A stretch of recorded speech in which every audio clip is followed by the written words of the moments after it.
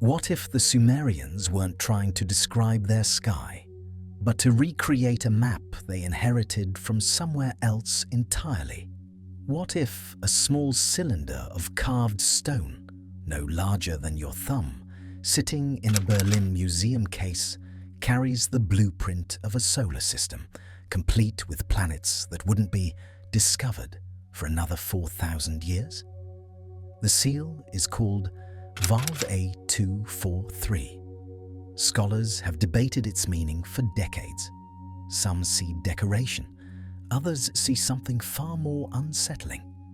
A diagram of 12 celestial bodies orbiting a central sun, preserved in stone by people who supposedly had no telescopes, no mathematics for such calculations, no way of knowing. The stone waits. The question remains open. So before this journey pulls you under, into ancient observatories and forbidden astronomy, and the possibility that our ancestors mapped what we've only just begun to rediscover, consider subscribing, but only if you're drawn to histories that refuse to resolve neatly into comfortable conclusions. Ancient astronomers, let us begin with what we were taught, with the comfortable story that most of us absorbed without question in school hallways and textbook pages, and late-night documentaries that traced the triumphant march of human knowledge from darkness into light. The story goes something like this. For thousands upon thousands of years, human beings looked up at the night sky and saw points of light scattered across the darkness, fixed stars that wheeled overhead in predictable patterns, and among them, 5 peculiar wanderers that refused to stay in place, moving against the backdrop of fixed constellations in paths that ancient observers tracked with growing fascination. These 5 wanderers, these planets as the Greeks would call them, were visible to anyone with functioning eyes and a clear night. Mercury, that swift messenger hugging close to the sunrise and sunset, visible only in brief windows when conditions aligned. Venus, the blazing morning and evening star, brightest object in the sky after the sun and moon, impossible to miss, worshipped and tracked by every civilization that left records. Mars, the red wanderer, blood-colored and ominous, associated with war and conflict across cultures that never communicated with each other. Jupiter, the kingly planet, bright and stately in its movements, taking 12 years to complete its circuit through the zodiac. And Saturn, the most distant visible wanderer, pale yellow and slow, requiring nearly 30 years to complete one orbit around the Sun. Though, of course, the ancients didn't know it was orbiting anything, didn't know the Sun was the center, didn't possess the framework we now take for granted. These 5 were known, and beyond these 5, according to the official story, there was nothing. The ancients saw what they could see, tracked what they could track, and the outer reaches of our solar system remained as dark and unknown to them as the inside of a sealed tomb. Then came the telescopes. In 1608, Dutch spectacle makers began experimenting with combinations of lenses, and within a year, Galileo had turned a refined version toward the heavens, discovering moons around Jupiter, phases of Venus, craters on our own moon, suddenly seeing what no human eye had seen before. The universe expanded overnight. But it would take another century and a half before the boundaries of our solar system began to stretch beyond Saturn's lonely orbit. On March 13th, 1781, a German-born musician living in England named William Herschel was conducting a systematic survey of the night sky from his garden in Bath, when he noticed something peculiar. A fuzzy, disc-shaped object that didn't quite look like a star. His first thought was comet. comets were being discovered regularly, and a new one would bring modest fame. But as he tracked this object night after night, as other astronomers turned their instruments toward his coordinates, the truth became inescapable. This was no comet. Its orbit was nearly circular, far beyond Saturn, and moving so slowly that generations could pass before it completed a single year. Herschel had discovered the first new planet in recorded human history, a world that would eventually be named Uranus after the Greek god of the sky. The discovery sent shockwaves through astronomical circles. If one planet had lurked unseen beyond Saturn, might there be others? For decades, astronomers tracked Uranus with growing puzzlement. Its orbit wasn't quite right. It didn't follow the precise mathematical path that Newton's laws predicted. Something was tugging at it, pulling it slightly off course, and the only explanation that made sense was another massive body, another planet, even further out in the darkness. This is where the story becomes almost miraculous in its demonstration of human ingenuity. In the 1840s, two mathematicians working independently, Urbain Le Verrier in France and John Couch Adams in England, performed calculations of staggering complexity, working backward from the observed perturbations in Uranus's orbit to predict where the unseen disturber must be. On September 23, 1846, the German astronomer Johann Galle pointed his telescope at the coordinates Le Verrier had provided and found Neptune within 1 degree of the predicted position. A new world discovered not by looking, but by calculating, by pure mathematics revealing what human eyes had never glimpsed. The pattern continued. Irregularities in Neptune's orbit suggested yet another body further out, and the search began anew. Percival Lowell, the wealthy American astronomer who had convinced himself that intelligent Martians were building canals, had devoted the final years of his life to hunting for what he called Planet X. He died without finding it, but the search continued at the observatory he had founded in Arizona. On February 18, 1930, a young astronomer named Clyde Tombaugh, working through thousands of photographic plates in a painstaking systematic search, found a tiny speck that moved between exposures. Pluto had been discovered, the 9th planet, the outermost sentinel of our solar system, though we would later demote it to dwarf planet status when we realized just how many similar bodies populate the outer darkness. And the discoveries kept coming. In the decades since Pluto, we have found Eris, Makemake, Haumea, Sedna, dozens of substantial bodies in the Kuiper Belt and scattered disk, a whole population of icy worlds that the ancients could never have imagined. This is the story we were taught, and notice the assumptions embedded within it.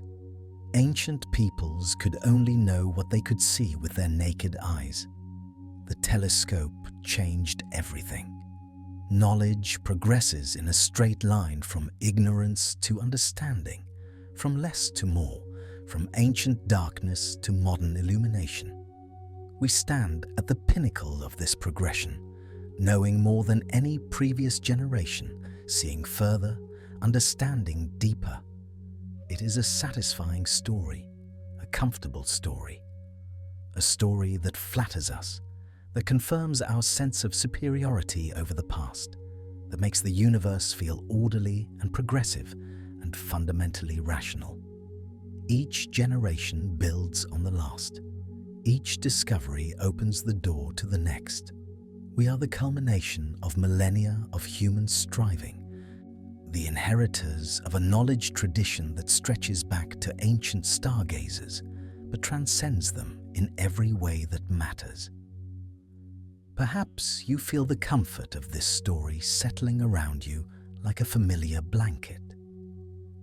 Perhaps you remember learning it, absorbing it, never questioning it because it seemed so obviously true. But tonight, as your breathing slows and your thoughts begin to drift toward the boundaries of sleep, consider the possibility that this comfortable narrative might be incomplete. Consider what we might be missing if we assume ancient peoples could only know what they could see. Consider the Sumerians. In the alluvial plains of southern Mesopotamia, between the Tigris and Euphrates rivers in what is now modern Iraq, something remarkable emerged around 4500 BCE. A civilization appeared, seemingly from nowhere, and that would lay the foundations for almost everything we now call human culture. The Sumerians built the first true cities we can identify: Uruk and Ur and Eridu and Lagash, massive population centers with tens of thousands of inhabitants, with temples and palaces and complex social hierarchies, with specialized craftspeople and merchant classes and bureaucratic administrators keeping records of 1,000 transactions. They invented the wheel, that fundamental technology that seems so obvious in hindsight, but required a leap of imagination that took millennia to achieve. They developed sophisticated irrigation systems that turned floodplain into farmland, feeding populations that no previous human society could have sustained. They created the first known system of writing, pressing wedge-shaped marks into wet clay with cut reed styluses, developing over centuries from simple pictographs to a full script capable of recording everything from beer rations to epic poetry to mathematical theorems to astronomical observations. We call this script cuneiform, from the Latin for wedge-shaped, and tablets bearing these marks survive by the hundreds of thousands in museums and universities and private collections around the world, waiting to be translated, waiting to reveal what the Sumerians knew and thought and wondered about.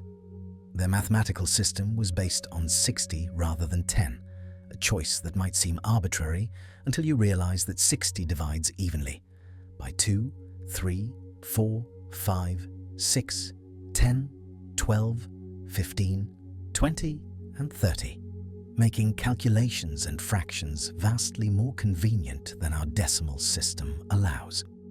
We still use their base 60 mathematics today every time we divide an hour into 60 minutes and a minute into 60 seconds. Every time we divide a circle into 360 degrees. 4,000 years and more since the Sumerians flourished, and we still tell time and measure angles by their reckoning. This alone should give us pause, should make us wonder what else they knew that we have forgotten or dismissed or never properly understood. But it is their astronomy that concerns us tonight. What did the Sumerians know about the sky above them, and how did they come to know it? The undisputed facts, the elements that mainstream scholarship accepts without controversy, are remarkable enough on their own. The Sumerians and their cultural successors, the Akkadians and Babylonians who inherited their knowledge and built upon it, tracked the movements of celestial bodies with extraordinary precision.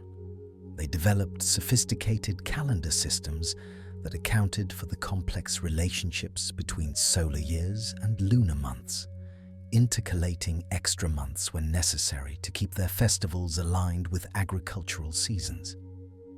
They predicted eclipses, both solar and lunar, with accuracy that still impresses modern astronomers who have studied their methods.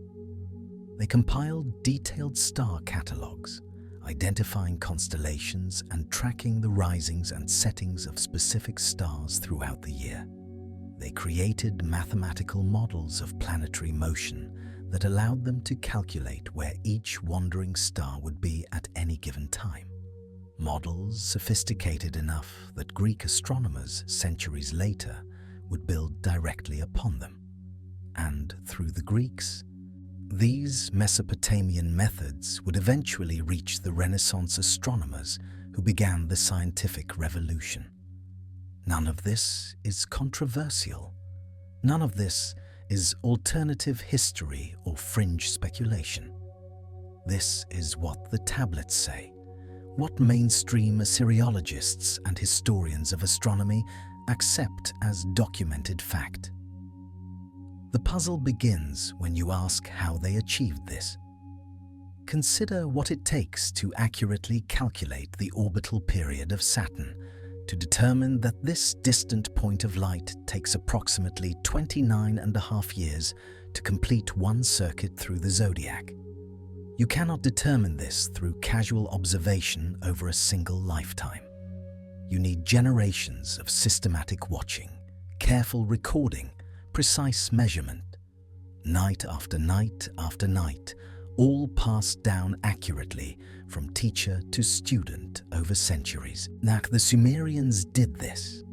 They did this without telescopes, without precise timekeeping instruments as we understand them, without the mathematical framework of Copernican astronomy that makes planetary periods conceptually clear. They did this with naked eye observation and clay tablets and a devotion to record keeping that we can barely comprehend. The mainstream explanation is that they simply did the work, that centuries of accumulated observation gradually refined their data, that each generation added to the records of the previous generation until the accumulated weight of data yielded accurate results. This is plausible. This might well be true, but it requires us to accept that the Sumerians devoted extraordinary resources over extraordinary time spans to a project of pure astronomical observation, and it raises the question of why. What motivated this multi-generational commitment? What made them believe that the sky was worth such devoted attention? And there is another possibility, one that mainstream scholarship dismisses, but that the tablets themselves seem to hint at. What if the Sumerians didn't develop this knowledge through centuries of observation? What if they inherited it from somewhere else, from someone else, from a source they themselves described as divine or celestial, or simply older than their own civilization? This is where we begin to step onto contested ground, where the scholarly consensus grows less certain and alternative interpretations multiply. But before we venture there, let us look at the tablets themselves, at what they actually contain, at the remarkable documents that have survived from the ancient world to puzzle and provoke us still. The MUL.APIN tablets represent perhaps the most comprehensive astronomical compendium to survive from ancient Mesopotamia. The name means plough star in Akkadian, referring to the constellation we call Triangulum, and the tablets themselves date from around 1000 BCE, though scholars agree they contain material that is considerably older, observations and calculations compiled and preserved over many centuries. These are not single tablets, but a series, a collection, a systematic attempt to organize and preserve everything the Babylonians knew about the sky. They catalogue stars and constellations, assigning each to one of three paths across the sky: the path of Anu running along the celestial equator, the path of Enlil running through the northern sky, and the path of Ea running through the southern sky. They record the dates when specific stars rise just before the sun, the so-called heliacal risings that served as markers for the agricultural and religious calendar. They list the planets and describe their movements, their periods of visibility and invisibility, their speeds and directions and retrograde motions. They contain schemes for intercalating months into the calendar to keep lunar months aligned with solar years. They describe shadow length ratios that allow determination of time during the day. They include omens, because for the Babylonians, astronomy was never separate from astrology, never pure science divorced from religious meaning, but always a reading of divine messages written in celestial motion. Let your mind settle on this for a moment. We are speaking of clay tablets, physical objects that someone made by hand over 3,000 years ago, pressing wet clay into flat rectangular shapes, inscribing line after line of wedge-shaped marks, then allowing the clay to dry or firing it to permanence. These tablets survived the fall of empires, the burning of cities, millennia of burial in the ruins of palaces and temples, discovery by archaeologists in the 19th and 20th centuries, transport to museums in London and Berlin and Paris and Baghdad, painstaking translation by scholars who devoted careers to understanding these ancient scripts. The tablets exist. You can visit them. You can see the marks that ancient scribes pressed into clay under Mesopotamian skies that were darker and clearer than any sky you have ever seen, unmarred by light pollution, revealing the full glory of the stars in a way that modern city dwellers can barely imagine. And the information they contain is remarkably accurate. The planetary periods recorded in these tablets match modern measurements with surprising precision. The positions of stars relative to each other are correctly described. The timing of celestial events is reliable enough that modern astronomers have used Babylonian eclipse records to study changes in Earth's rotation rate over millennia. This accuracy presents a puzzle that scholars have debated for generations. How did they achieve it? The conservative answer, the mainstream answer, is patient observation over long periods of time.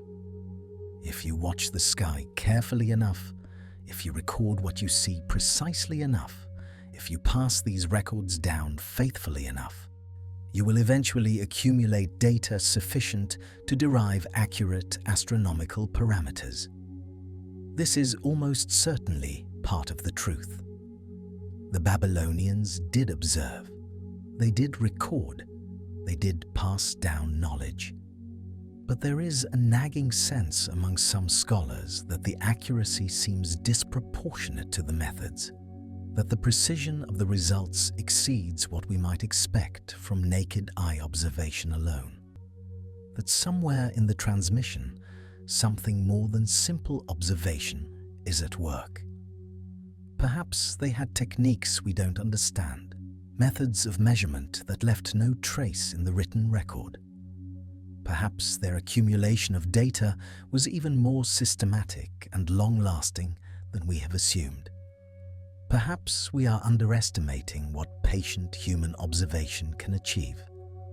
Or perhaps, just perhaps, they were preserving knowledge that came from somewhere else, encoding information they had received rather than derived, passing down astronomical facts whose original source they themselves may not have fully understood.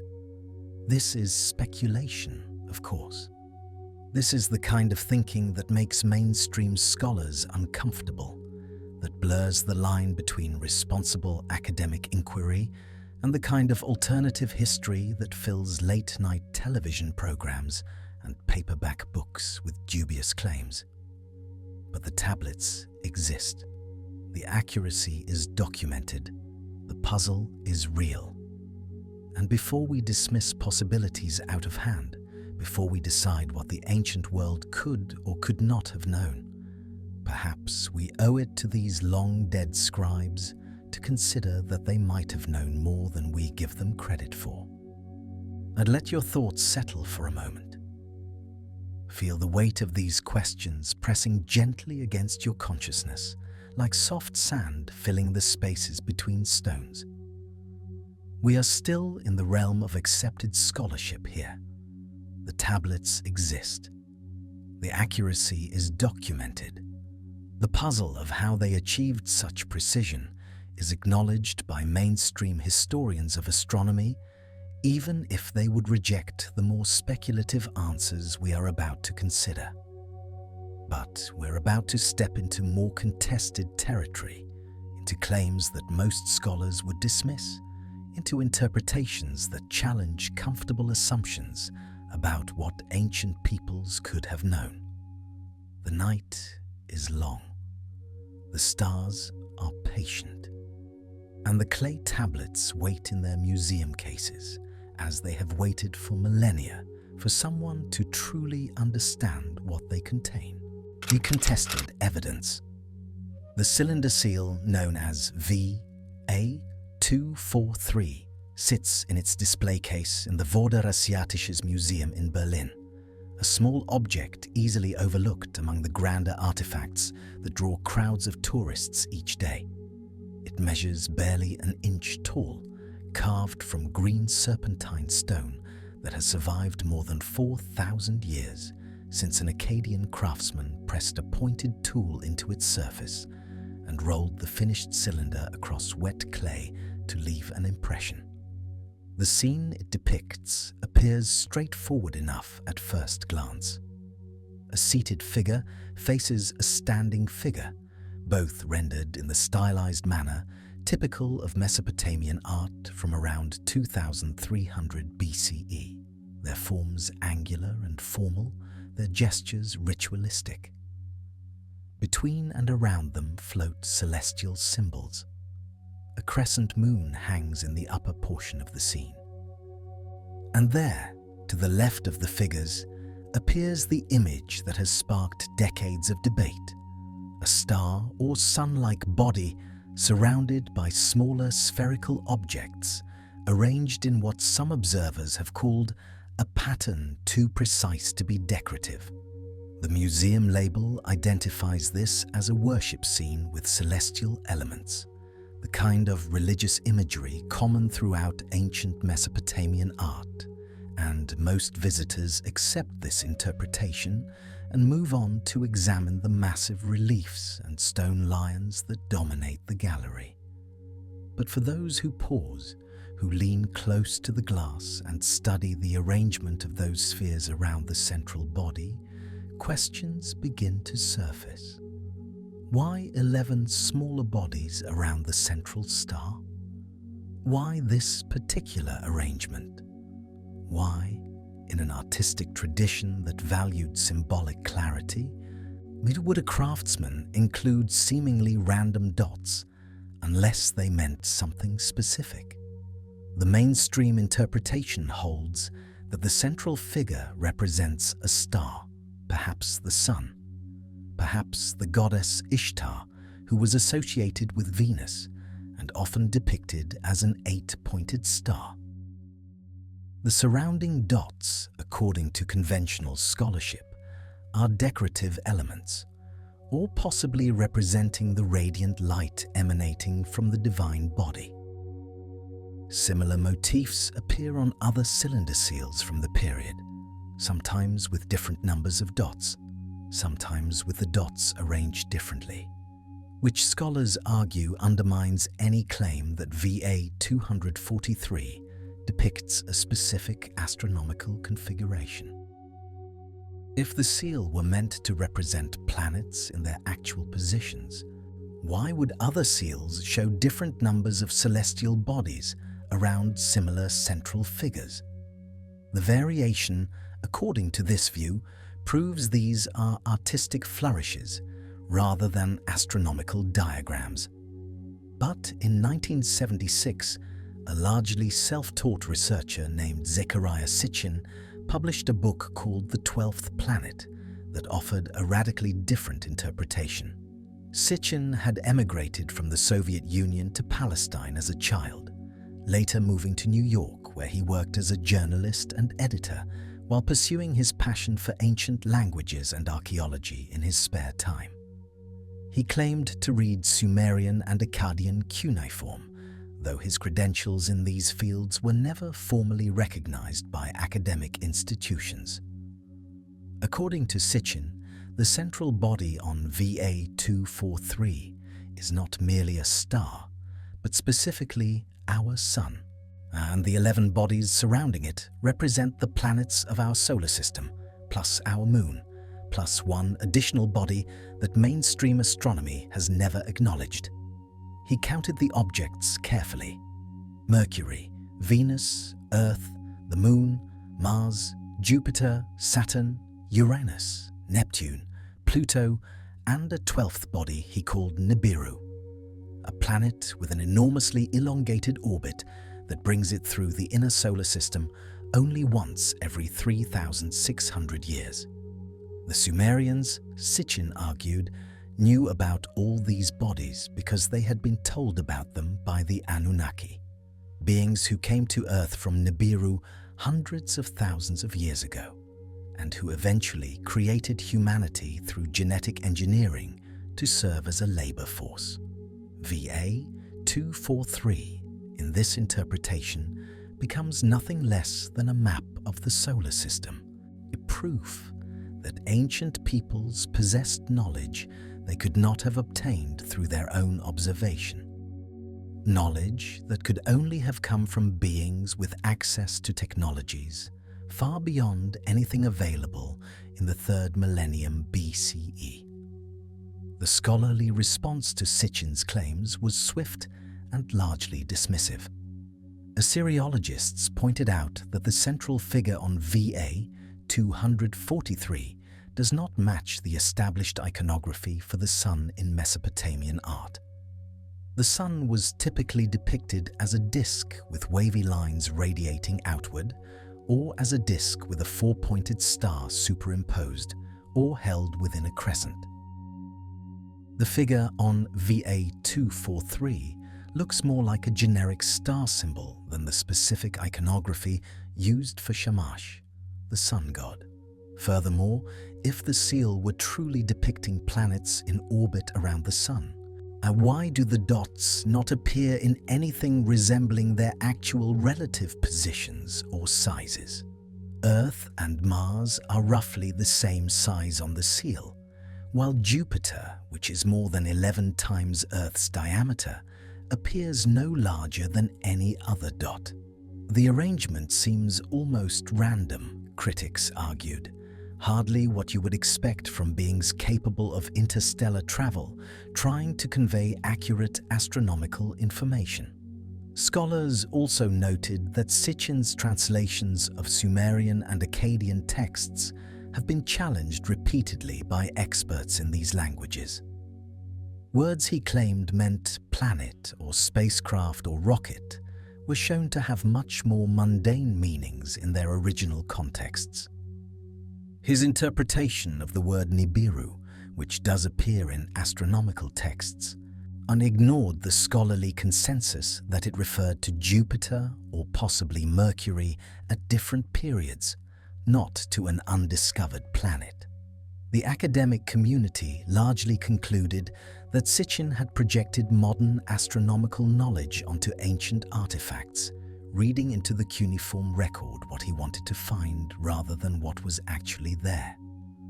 And yet the questions do not entirely disappear. Let us hold both positions for a moment without committing to either. If Sitchin was wrong, as most scholars believe, then VA 243 is simply one of thousands of cylinder seals depicting religious scenes with celestial imagery, significant primarily as an example of Akkadian artistic conventions and interesting for what it tells us about how ancient Mesopotamians represented their gods and the cosmos. The dots around the star are decorative, perhaps symbolic of divine radiance or cosmic power, but not intended as an accurate map of anything. This interpretation fits comfortably within our understanding of ancient capabilities and requires no revision of mainstream history. But if Sitchin was even partially right, if the seal does encode astronomical knowledge that the Akkadians should not have possessed, then we face a much more uncomfortable set of questions. How would they have known about planets invisible to the naked eye? Who told them? And why would they preserve this information on a small cylinder seal that served primarily to mark property ownership and authenticate documents? The answer, presumably, would be that the knowledge was so important, so fundamental to their understanding of their place in the cosmos, that they encoded it wherever they could, in whatever medium was available, hoping that someone someday would recognize what they were preserving. The evidence is not conclusive either way. We cannot prove that VA243 is an astronomical map, but we also cannot prove definitively that it is not. What we can do is expand our investigation beyond this single artifact, looking at other cases where ancient peoples seem to have possessed astronomical knowledge that challenges conventional explanations. The pattern that emerges may tell us something, even if no individual case is strong enough to stand alone. Consider the Dogon people of Mali, who live in the cliffs of the Bandiagara escarpment in West Africa. In the 1930s, French anthropologists Marcel Griaule and Germain Dieterlen conducted extensive fieldwork among the Dogon, documenting their religious beliefs, rituals, and cosmological traditions. What they reported has puzzled researchers ever since. The Dogon, according to Griaule and Dieterlen, possessed detailed knowledge about Sirius, the brightest star in the night sky.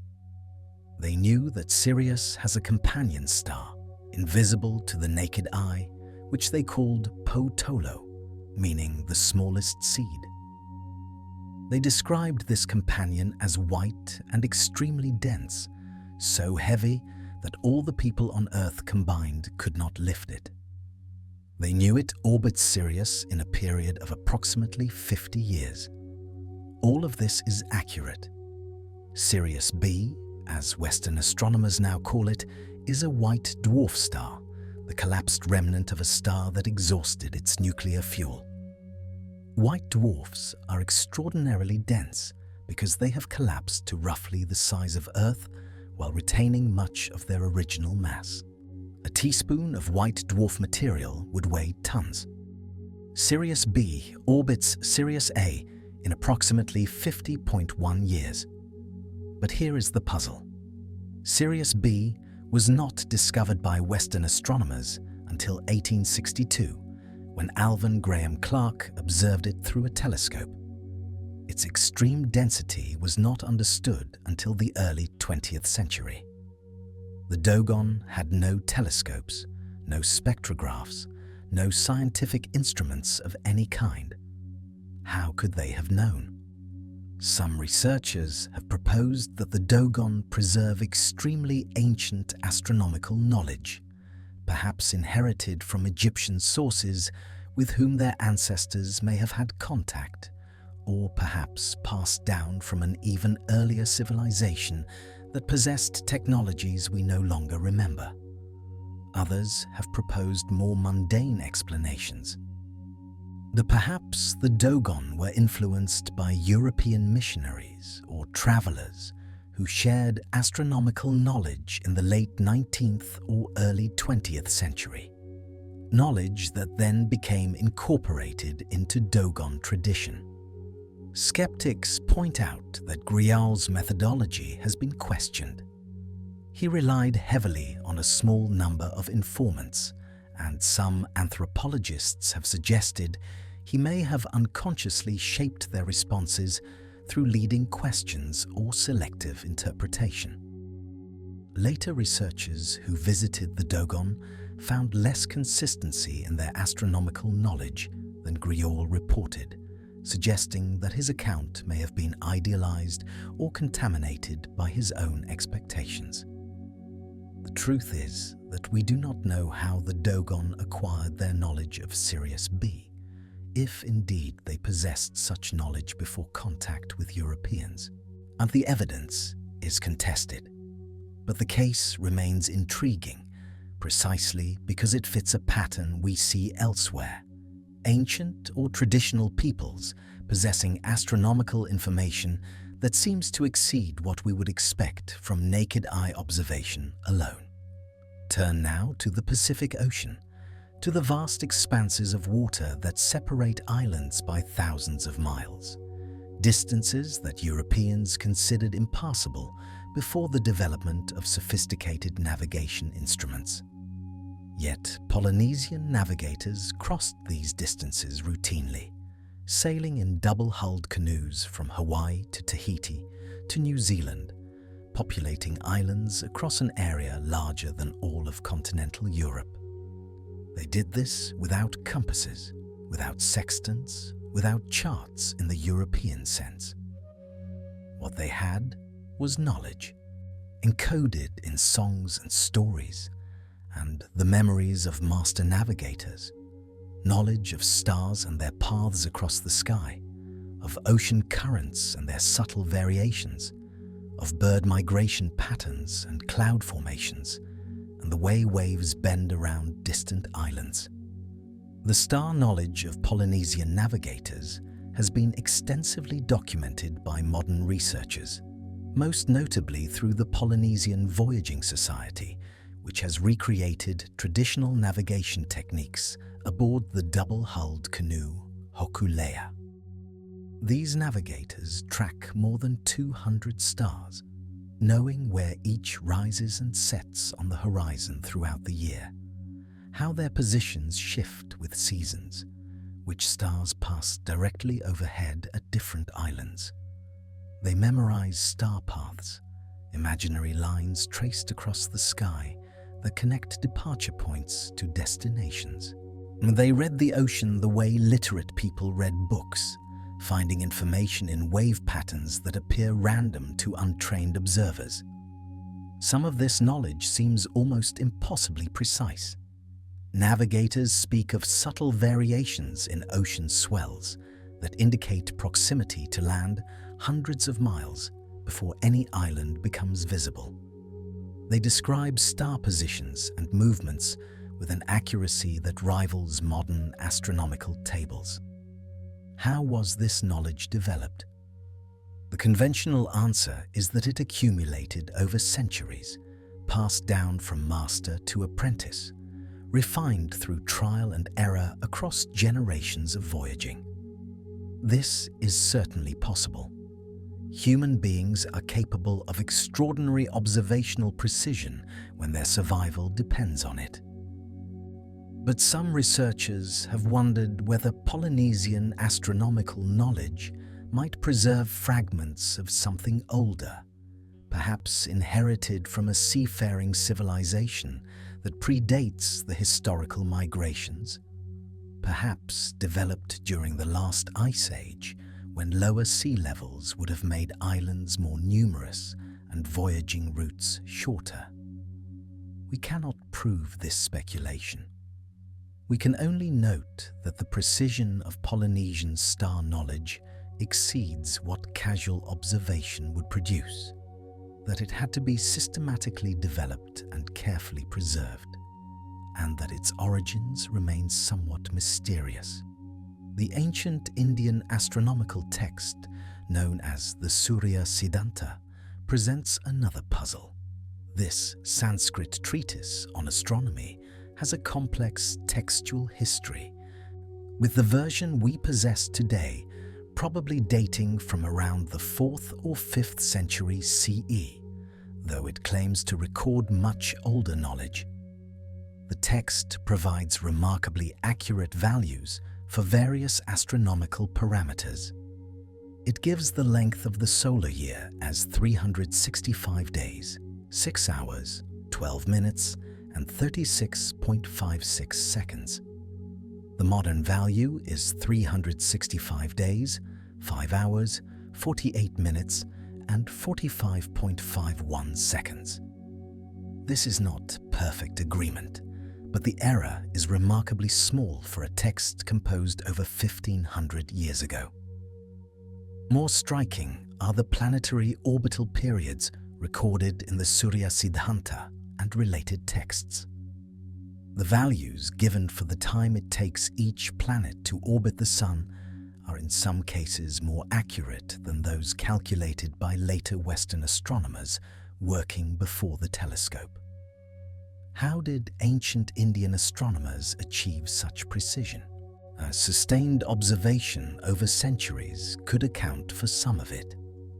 The civilizations of the Indian subcontinent had a long tradition of astronomical observation, motivated by the needs of religious calendars and astrological practice.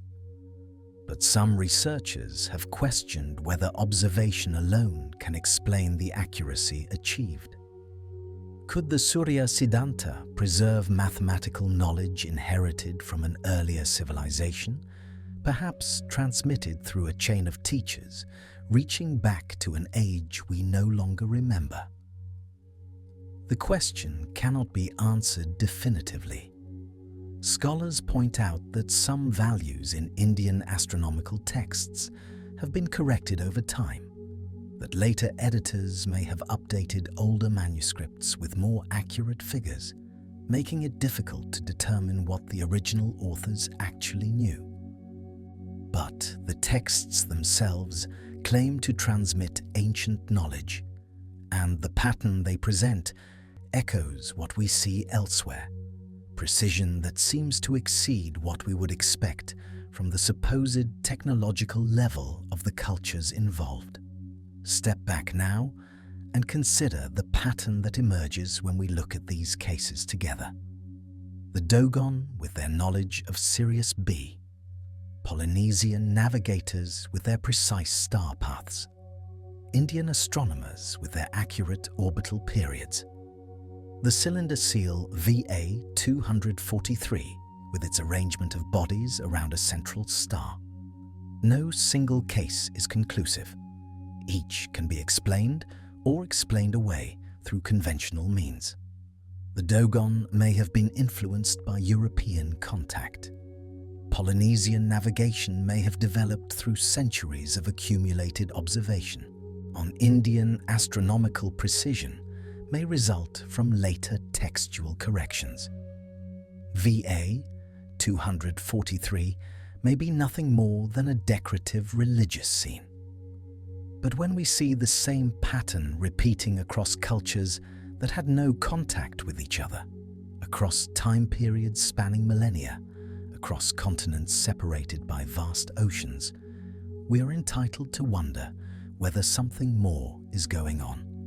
Either all these cases are coincidences, independent instances of researchers reading more into ancient knowledge than was actually there, or there was contact between cultures we do not recognize, trade in ideas and information that left no archaeological trace, or human capabilities for observation and calculation exceed what we typically credit, or something else entirely is at work, something we have not yet identified, something that might explain how knowledge of distant stars and precise orbital periods and invisible planetary companions could spread across the ancient world.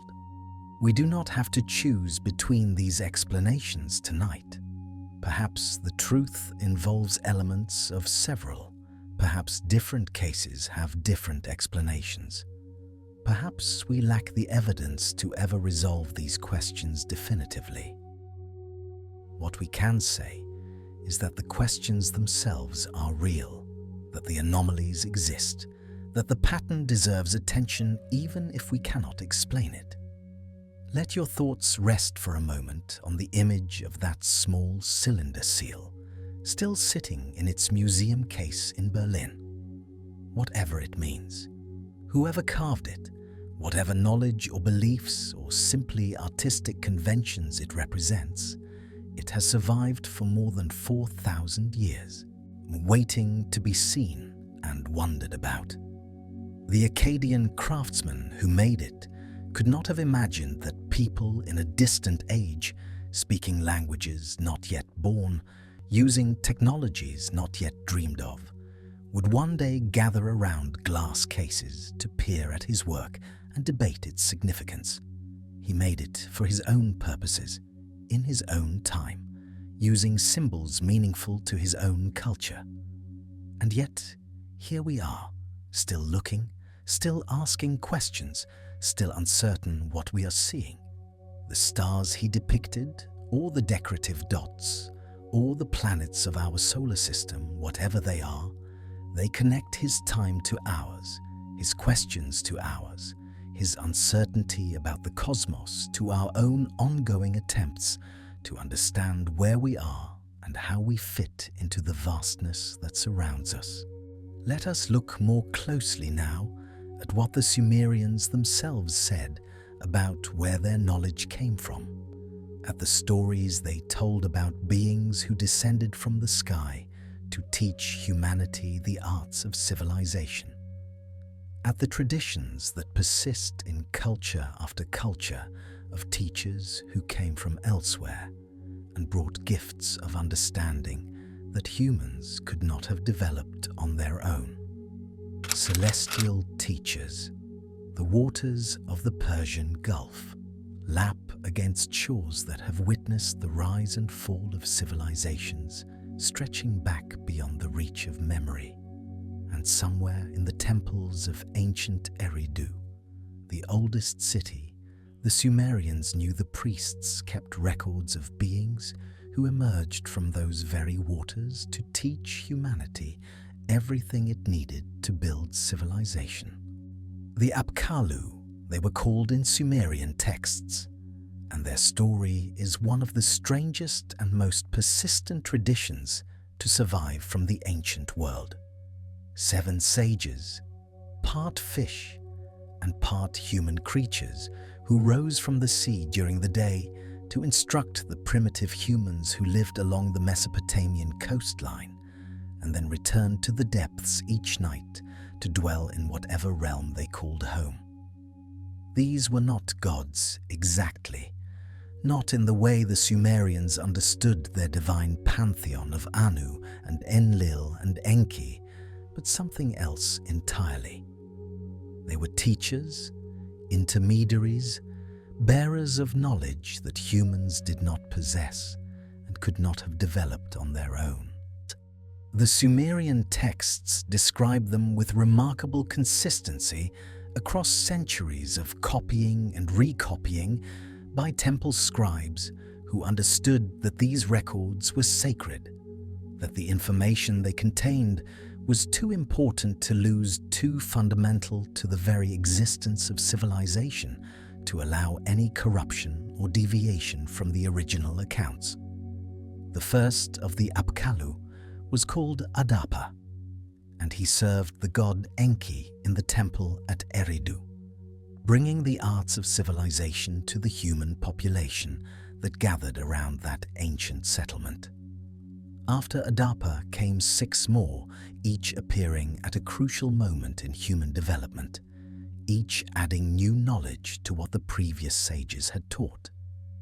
Writing and mathematics, and the measurement of the heavens, and the arts of building in brick and stone, and the proper cultivation of crops, and the domestication of animals, and the brewing of beer, and the weaving of cloth, and the smelting of metals. Everything that distinguishes civilized life from mere animal existence was attributed to these fishmen, these beings from the deep who gave freely of their knowledge and asked nothing in return except that humans preserve what they had been taught and pass it forward to future generations. Now we have fragments of the Apkallu tradition scattered across multiple texts and multiple time periods, but the fullest account comes from an unexpected source. In the 3rd century before the Common Era, a Babylonian priest named Berossus undertook an extraordinary project. He wrote a comprehensive history of Babylon from the creation of the world to his own time, composing it not in Akkadian or Aramaic, the languages of his homeland, but in Greek. His audience was not Babylonian, but the Greek-speaking world of the Hellenistic kingdoms that had arisen after Alexander the Great conquered the Persian Empire and swept through Mesopotamia on his way to India. Berossus wanted the Greeks to understand where their own civilization had come from, to recognize that the culture they prized so highly had roots reaching back thousands of years before Homer, before Athens, before anything the Greeks themselves remembered. And at the very beginning of his history, right at the foundation of everything that followed, Berossus placed the story of Owans. The account has survived only in fragments, quoted by later Greek and Roman writers who found it too strange to ignore, even if they did not fully believe it. In the first year, Berossus wrote, there appeared from the Red Sea in the area bordering on Babylonia a frightening monster named Owans.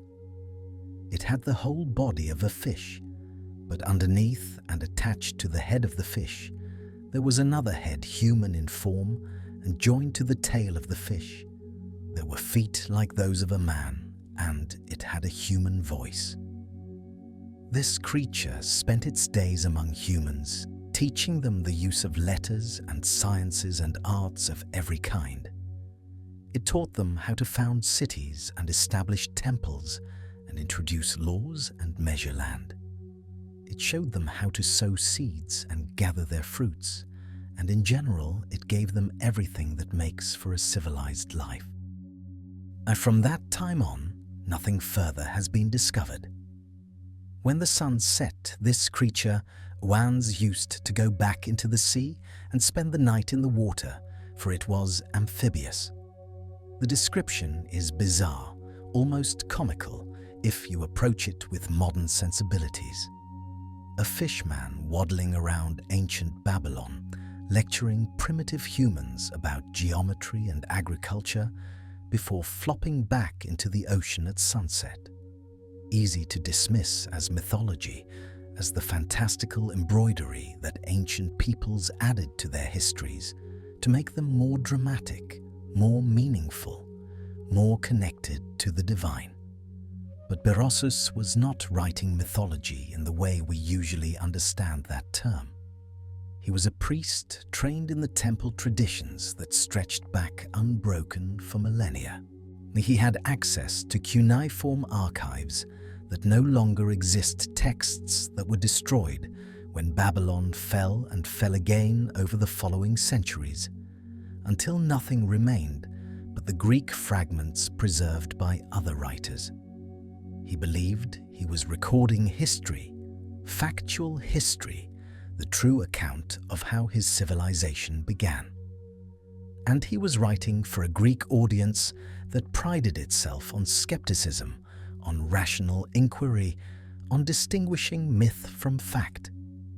He would have known that his readers would find the Owans story difficult to accept, and yet he included it anyway, placing it at the very foundation of his historical account, because the temple records insisted that this was how it happened. This was how civilization began, not through gradual human invention, not through the slow accumulation of knowledge over countless generations, but through intervention from outside, through teachers who came from somewhere else, and gave humanity the tools it needed to build something lasting. The story does not end with Owans. Berossus records that other similar creatures appeared in subsequent reigns, each one adding to human knowledge in ways appropriate to its time. 7 such beings in total, matching the 7 Apkallu of the earlier Sumerian tradition. The consistency is remarkable. Texts separated by 2,000 years of history and written in completely different languages and scripts, describing the same phenomenon in the same terms. 7 fishmen, 7 sages emerging from the waters to teach humanity the arts of civilization. Mainstream scholars interpret this tradition in several ways. Perhaps it represents the arrival of coastal traders bringing advanced knowledge from elsewhere in the ancient world. Perhaps it symbolizes the emergence of wisdom from the primordial waters that ancient Mesopotamian cosmology placed at the foundation of existence. Perhaps it encodes some memory of a particularly wise priesthood or guild that specialized in certain technologies and wore fish costumes during religious ceremonies. All of these explanations have their proponents. All of them fit certain aspects of the evidence, and all of them feel incomplete, somehow inadequate to the strangeness and persistence of the tradition. Because the Apkallu were not unique to Mesopotamia. Beings who emerge from water to teach humanity appear in traditions around the world, separated by oceans and continents and millennia of time. The Sumerians recorded something else that connects to this mystery, and it appears in one of the most important documents to survive from the ancient world. The Sumerian King List, that strange chronicle of rulers stretching back to before the flood begins, with 5 words that have haunted scholars and speculative thinkers ever since. When kingship descended from heaven. Not when kingship began or when kingship was established, but when it descended. The Sumerian verb used here implies motion from above to below, a coming down from somewhere higher to somewhere lower. Kingship was not a human invention in the Sumerian understanding of their own history. And it was a gift received from the sky, brought down to earth, and established first at Eridu, then moving from city to city as the ages passed and civilizations rose and fell. And kingship in the Sumerian conception was not merely political authority. It encompassed everything that made organized civilization possible: law and order and proper religious observance, and the maintenance of irrigation systems, and the regulation of trade, and the keeping of accurate records, and the measurement of time and the tracking of celestial bodies. All of this descended from heaven. All of this was received rather than invented. The phrase echoes through ancient literature, appearing in contexts that span the entire history of Mesopotamian civilization. The god Anu in the Sumerian pantheon ruled from heaven and sent down the mess, those mysterious divine powers or civilizational gifts that made human society possible. The Me included concepts as diverse as kingship and priesthood, and truth, and the art of lovemaking, and the craft of the scribe, and the knowledge of the heavens. They were not created by humans. They existed in the divine realm and were bestowed upon humanity at the discretion of the gods, or transferred between deities through various mythological mechanisms. When the goddess Inanna journeyed to the underworld in one of the great Sumerian narrative poems, she had to pass through 7 gates at each one, removing an item of power until she arrived naked and powerless before Ereshkigal, Queen of the Dead. The Me were portable, transferable things that conferred power and knowledge on whoever possessed them. And they came originally from above, from heaven, from somewhere other than the human world. This theme of knowledge descending from heaven or arriving from somewhere beyond the human realm appears with remarkable consistency across ancient cultures that supposedly had no contact with each other. In Greek mythology, Prometheus the Titan stole fire from the gods and gave it to humanity. But fire in this context means more than literal flame. It encompasses technology and art and science, and all the capabilities that distinguish human civilization from animal existence. And Prometheus was punished eternally for this theft, chained to a rock where an eagle devoured his liver each day, only for it to regrow each night, so the torment could continue forever. The gods did not want humanity to have this knowledge. It was taken from them against their will, and the one who gave it to humans paid an infinite price. But the knowledge itself came from above, from the divine realm, not from human invention. In Egyptian tradition, the god Thoth gave humanity writing and mathematics and medicine and astronomy. He was depicted with the head of an ibis, or sometimes as a baboon, and he served as the scribe of the gods, the keeper of divine records, the master of sacred knowledge. When humans learned to write, they were not inventing something new. They were receiving a gift that had always existed in the divine realm, now bestowed upon the mortal world through the generosity or necessity of the gods. The Aztecs told of Quetzalcoatl, the feathered serpent who brought civilization to humanity. He taught the arts of agriculture and metallurgy and astronomy and calendar keeping. He was associated with the planet Venus, and his departure from the mortal realm was accompanied by prophecies of return. When Spanish conquistadors arrived in Mexico, some Aztec traditions interpreted them as the return of Quetzalcoatl, or his emissaries come back after centuries of absence to reclaim what they had given. In Peru, the Incas spoke of Viracocha, who emerged from Lake Titicaca after a great flood had destroyed the previous world. He created the sun and moon and stars, and then traveled through the land, teaching humanity the arts of civilization before departing across the Pacific Ocean with the promise that he or his servants would one day return. In China, the legendary figures of Fuxi and Nuwa were credited with teaching humanity the fundamentals of civilization. Fuxi invented writing and fishing and trapping and domesticated animals. Nuwa repaired the sky when it was damaged and created human beings from clay. They were not quite gods, not quite humans, but something in between. Intermediaries who bridged the gap between the divine realm and the mortal world, bringing knowledge down from above to the people below who needed it. Why would cultures around the world separated by vast distances and developed in apparent isolation from each other all tell essentially the same story? Why would they all insist that civilization was not something humans invented, but something they received?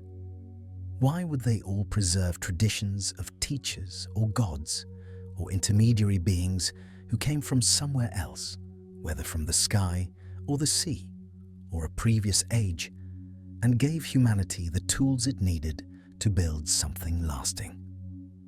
The standard scholarly answer involves the concept of universal archetypes. Humans everywhere experience similar psychological patterns and project them onto the cosmos. We all experience the arrival of knowledge that we did not create ourselves. Children learn from parents. Students learn from teachers. Cultures learn from other cultures. Perhaps the myths of divine teachers simply magnify and mythologize this universal human experience, projecting the pattern of learning from others onto a cosmic scale and populating it with supernatural figures appropriate to each culture. This explanation has merit. Humans do tend to mythologize their experiences. We do project patterns onto larger scales. We do create explanatory narratives that make sense of phenomena we cannot fully understand. But this explanation does not quite satisfy. It does not account for the specificity of the traditions. 7 sages emerging from the water, knowledge descending from heaven, teachers who appear after catastrophes to help humanity rebuild. These are not vague archetypes. They are specific narrative structures appearing with remarkable consistency across cultures that the standard historical model insists had no contact with each other. The alternative interpretation is more unsettling and more intriguing. What if these traditions are not independent psychological projections, but memories? What if something actually happened in the deep past before recorded history began something that left traces in the cultural memory of every civilization that came after? What if there really were teachers, whether they were survivors of a previous, more advanced civilization, or visitors from somewhere else entirely, who appeared at crucial moments in human development and shared knowledge that humans could not have developed on their own? This interpretation raises more questions than it answers. Who were the teachers? Where did they come from? Why did they help? Why did they leave? And most crucially, how can we evaluate this possibility when the only evidence is mythological tradition that mainstream scholarship dismisses as primitive storytelling? Let us consider what kinds of knowledge would require teachers in this sense. Humans are extraordinarily capable beings. We have invented tools and technologies and systems of social organization without any supernatural assistance. The cave paintings at Lascaux and Altamira demonstrate artistic sophistication that rivals anything produced in historical times. Hunter-gatherer societies possess detailed knowledge of their environments, ecological understanding that takes modern scientists years of study to acquire. We should not underestimate our ancestors. They were not primitives waiting for enlightenment from above. They were intelligent, adaptable, creative people who solved problems and built cultures and transmitted knowledge across generations without any help from fishmen or sky gods. And yet, some knowledge does seem to require more than individual genius or even accumulated generations of observation. Consider astronomy, the subject we have been exploring throughout this journey. The planet Uranus is invisible to the naked eye. You cannot see it even on the clearest, darkest night without optical assistance. And yet, several ancient traditions seem to preserve knowledge of 7 planetary bodies, rather than the 5 visible ones. The Sumerian astronomical tablets track cycles with precision that exceeds what casual observation could provide. The orbital periods recorded in ancient texts match modern measurements more closely than random error would produce. If this knowledge is genuine, if ancient peoples really did know about outer planets invisible to naked eye observation, then one of 3 things must be true.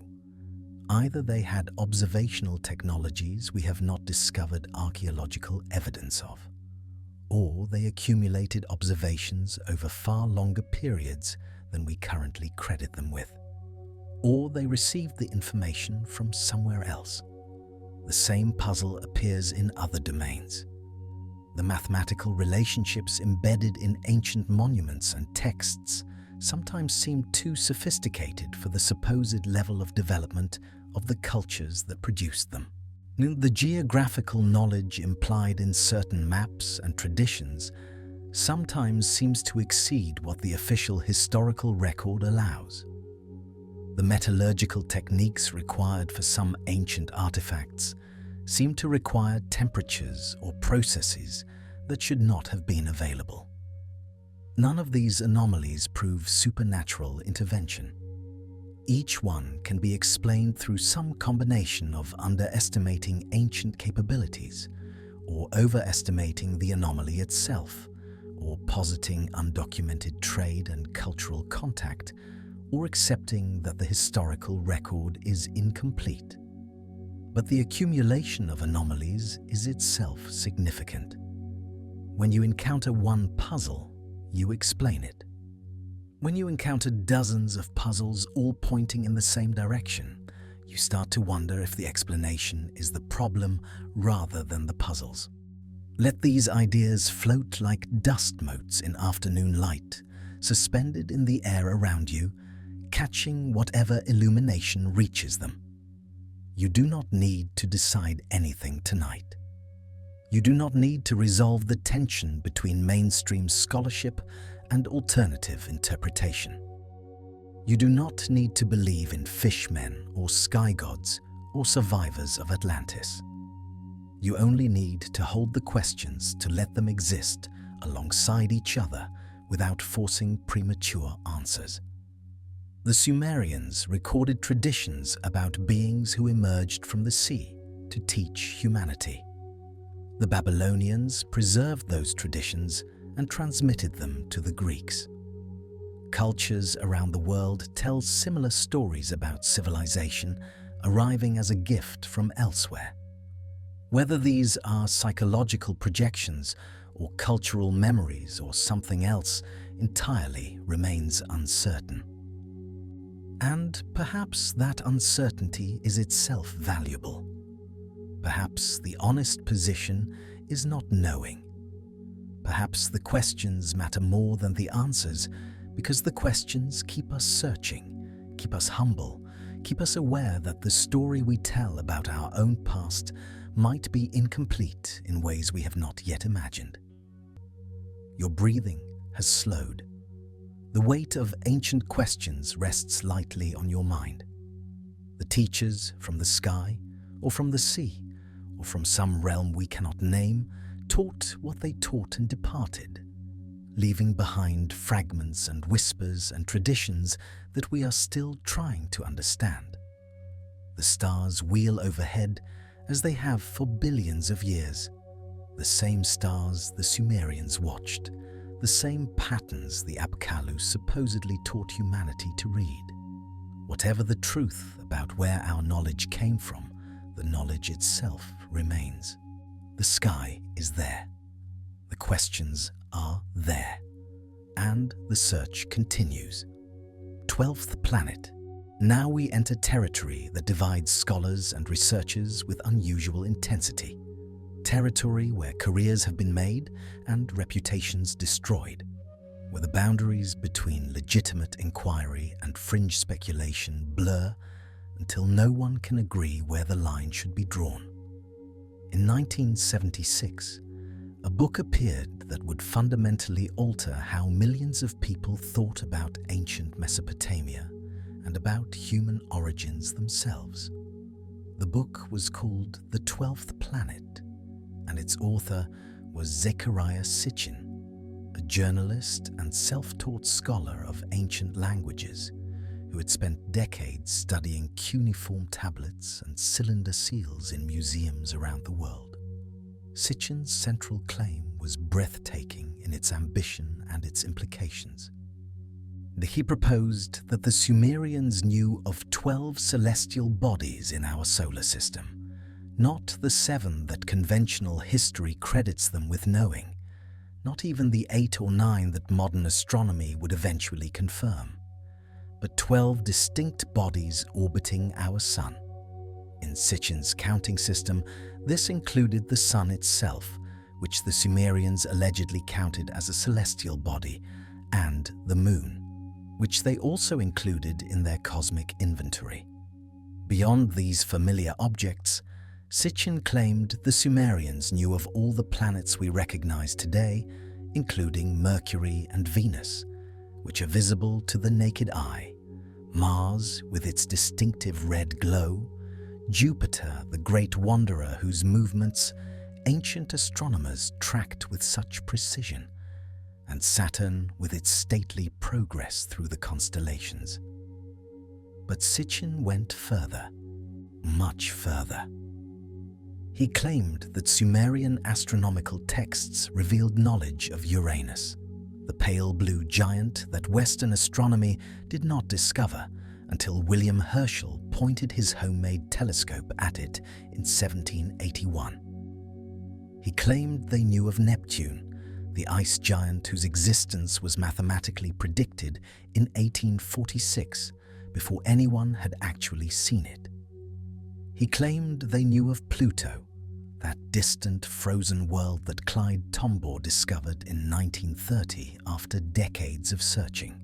And most controversially of all, Sitchin claimed the Sumerians knew of a 12th body, a planet they called Nibiru, which traveled on an enormous elliptical orbit that carried it far beyond the outer reaches of our solar system before swinging back through the inner planets every 3,600 years.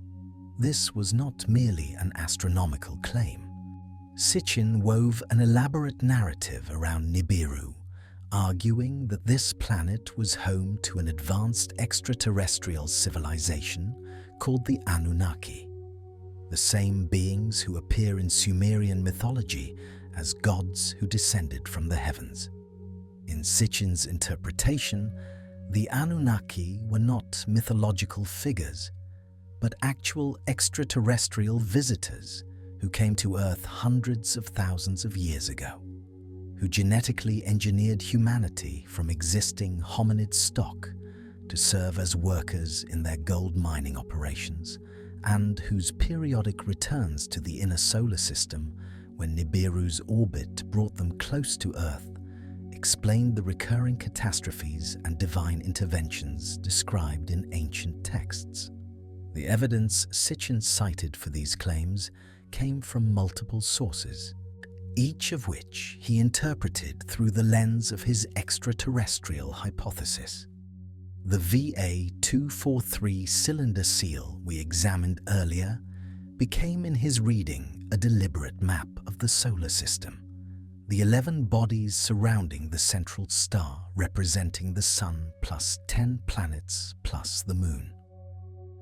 He pointed to the Enuma Elish, the Babylonian creation epic, and argued that beneath its mythological surface lay an accurate astronomical account of how our solar system formed, with the arrival of Nibiru disrupting an earlier configuration of planets and creating the Earth through a cosmic collision.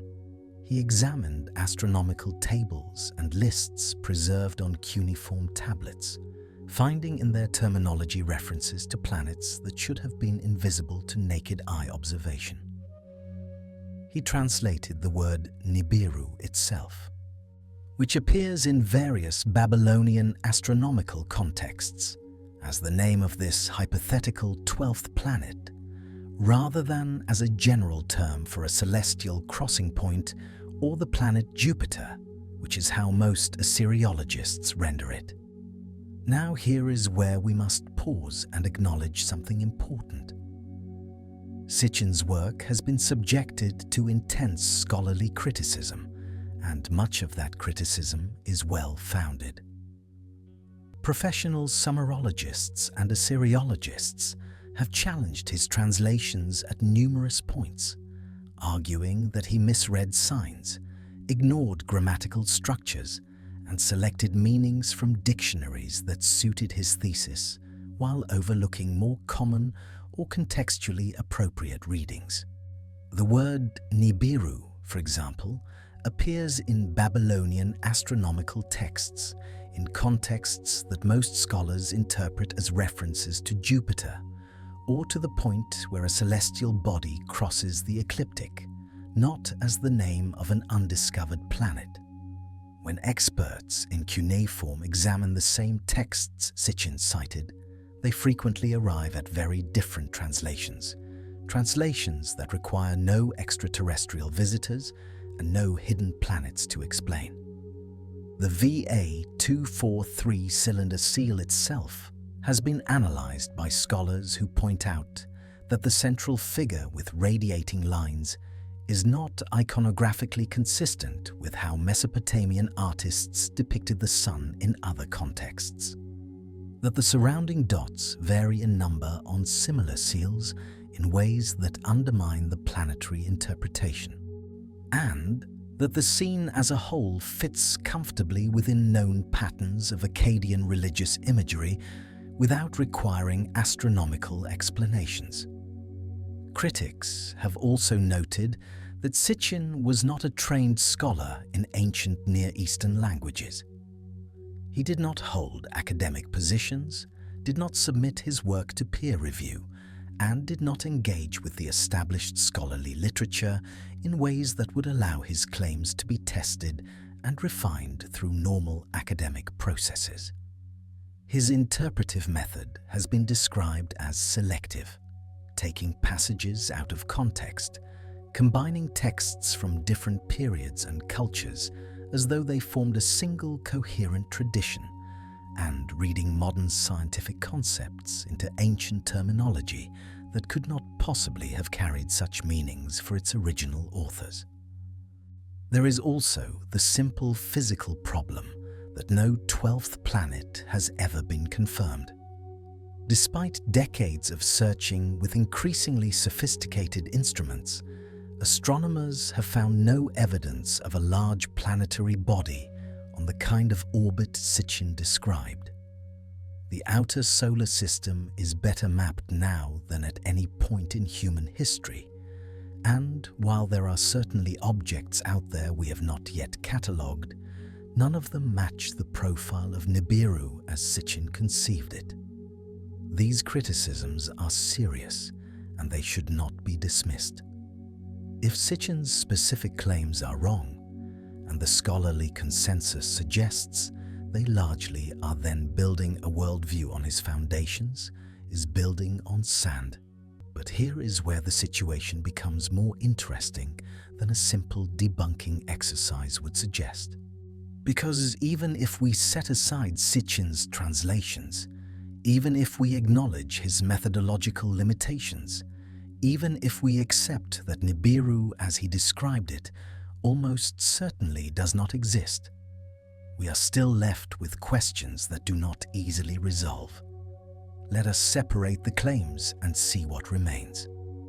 The first and most specific claim that a 12th planet called Nibiru orbits our Sun every 3,600 years and hosts an advanced civilization has no support in either ancient texts as properly translated or modern astronomical observation. We can set this aside. The second claim, that extraterrestrial beings genetically engineered humanity, ventures far beyond anything that can be tested against the Mesopotamian textual record and depends entirely on Sitchin's controversial translations. We can set this aside as well, at least for the purposes of this exploration.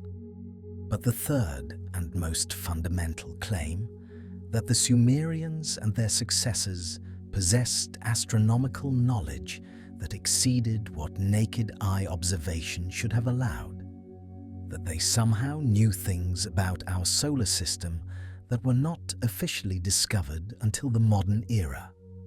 This claim is harder to dismiss entirely because it does not depend solely on Sitchin's interpretations.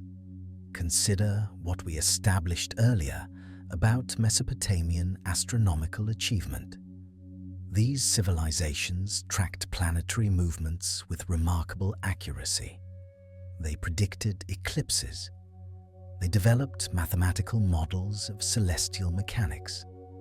They compiled star catalogues and planetary tables that demonstrate sophisticated observational programs sustained over centuries. None of this is controversial. The question is whether, buried within this documented achievement, there might be traces of knowledge we have not fully recognized, references to celestial bodies or phenomena that conventional interpretation has overlooked or explained away. Are there astronomical references in cuneiform texts that we have not properly understood? Could some passages that scholars interpret as mythological or metaphorical actually preserve technical information? When the texts speak of celestial objects in ways that do not map neatly onto the visible planets, are we too quick to assume they are speaking symbolically? These questions remain open not because Sitchin answered them correctly, but because they point to genuine gaps in our understanding of how ancient peoples conceived of the cosmos. And here is an irony worth contemplating. At the same time that scholars dismiss Sitchin's 12th planet, contemporary astronomers are actively searching for something remarkably similar in concept, if not in detail. In 2016, researchers at the California Institute of Technology published a paper proposing the existence of a 9th planet in our solar system, a body perhaps 10 times the mass of Earth, orbiting far beyond Neptune on a highly elliptical path that would take it thousands of years to complete. This hypothetical Planet 9 was not proposed based on ancient texts, but on careful analysis of the orbital behavior of objects in the Kuiper Belt, the ring of icy bodies beyond Neptune. Several of these distant objects show clustering patterns in their orbits that statistical analysis suggests cannot be explained by chance. Something out there, some massive unseen body, appears to be gravitationally influencing their paths. The search continues. Planet 9 has not been directly observed despite several years of hunting. It may exist, it may not, the data remains ambiguous. But the fact that mainstream planetary science is now seriously considering the existence of a large distant planet with an extreme orbit, a planet that by definition cannot be seen with the naked eye, and would have required either advanced instruments or extraordinary deductive reasoning to predict, throws Sitchin's claims into interesting relief. He was almost certainly wrong in his specifics. His translations were flawed, his methodology was problematic, his extraterrestrial narrative was unfounded. But the underlying intuition that our solar system might contain undiscovered worlds that somehow ancient traditions might dimly remember, this intuition is not as obviously absurd as it seemed a few decades ago. We must be careful here. The existence of a hypothetical Planet 9 does not validate Sitchin's work. Modern astronomers arrived at their proposal through mathematical analysis of orbital mechanics, not through interpretation of ancient texts. The two lines of reasoning are completely independent, and the properties attributed to Planet 9 differ significantly from what Sitchin described for Nibiru. But the parallel is nonetheless striking. It suggests that our map of the solar system remains incomplete, that the territory beyond Neptune is stranger and more populous than we long assumed, that the outer darkness holds objects we have not yet found. And if modern astronomy can miss something as large as a giant planet in our own cosmic backyard, perhaps we should be more humble about what ancient peoples might or might not have known. What would it mean if the Sumerians somehow knew about the outer planets? Let us take this question seriously for a moment, not as believers in any particular alternative theory, but as thoughtful inquirers willing to consider possibilities. If ancient Mesopotamian astronomers possessed knowledge of Uranus or Neptune, bodies completely invisible to the naked eye under any normal circumstances, it would require explanation. There are really only three categories of explanation available.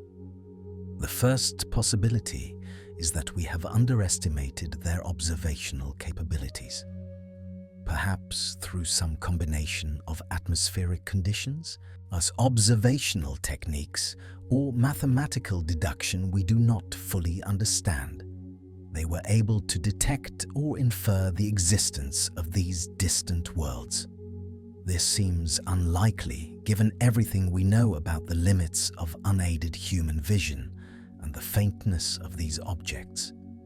But the history of science is full of examples where capabilities were underestimated. The second possibility is that they inherited knowledge from an earlier, more advanced civilization.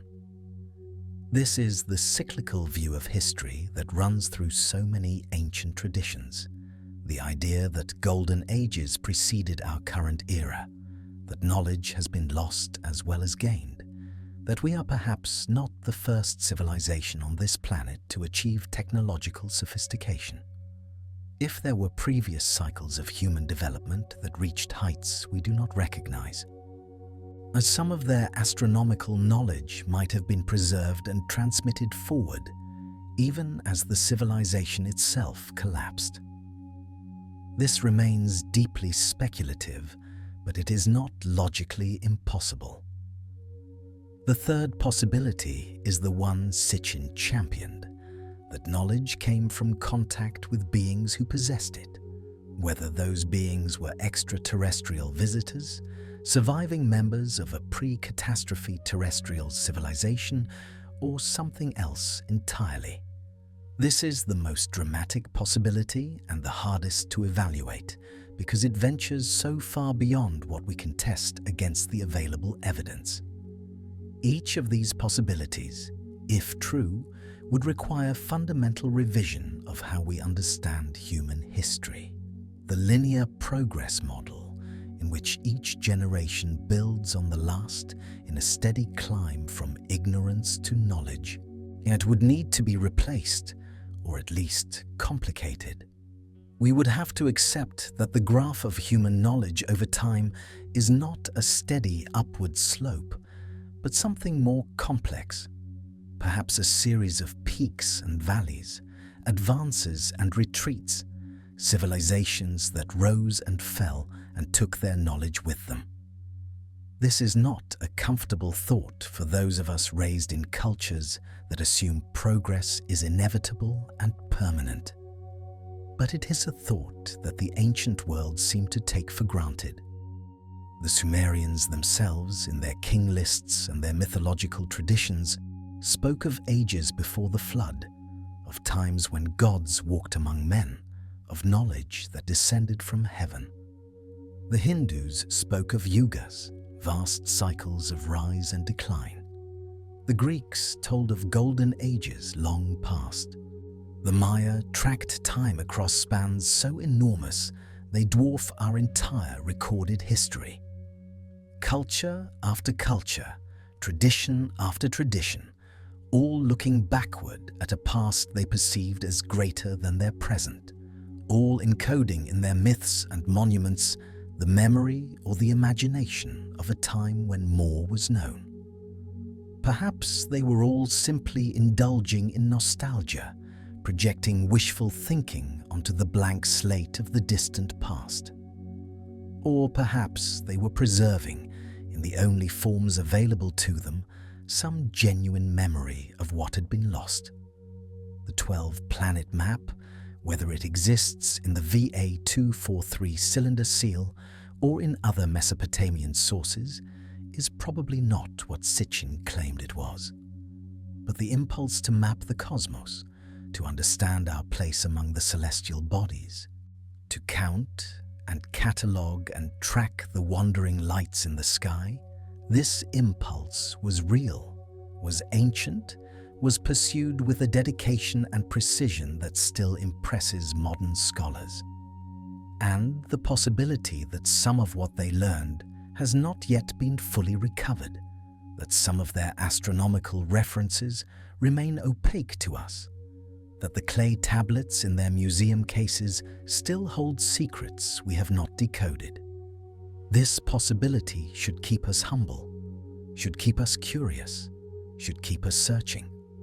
The search continues, in modern observatories scanning the outer solar system for Planet 9, in museum basements where scholars puzzle over fragmentary cuneiform, in the slow, patient work of understanding what ancient peoples actually knew, as opposed to what we have assumed they could not have known. The answers may surprise us. Indeed, they may confirm the conventional view that ancient astronomy was impressive but limited, that Sitchin was simply wrong, that there is no mystery here to solve. Or they may reveal something stranger, some genuine anomaly in the ancient record that does not fit our expectations, some trace of knowledge that should not exist but does. Either outcome is interesting. Either outcome expands our understanding. And in the meantime, the questions remain open, hovering like dust motes in the afternoon light, waiting for someone curious enough and patient enough to pursue them to whatever end they lead. Let your mind rest on these possibilities for a moment.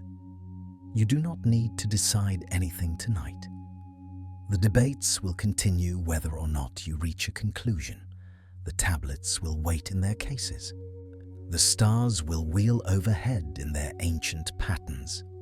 And somewhere out there, beyond the orbit of Neptune, in the cold darkness where sunlight fades to a distant point, there may or may not be worlds we have not yet found. Worlds that ancient peoples may or may not have somehow known about. Worlds that wait like all the other mysteries we have explored tonight for their moment of discovery or their final confirmation as myth. Lost precision. Now let us travel from Mesopotamia to the banks of the Nile, to a temple complex that still stands in the Egyptian desert, its stones holding secrets that have puzzled scholars for 2 centuries. The Temple of Hathor at Dendera lies about 60 kilometers north of Luxor, in a landscape where the desert meets the fertile strip of the river valley, where the air shimmers with heat during the day and the nights reveal skies so clear that every star seems close enough to touch.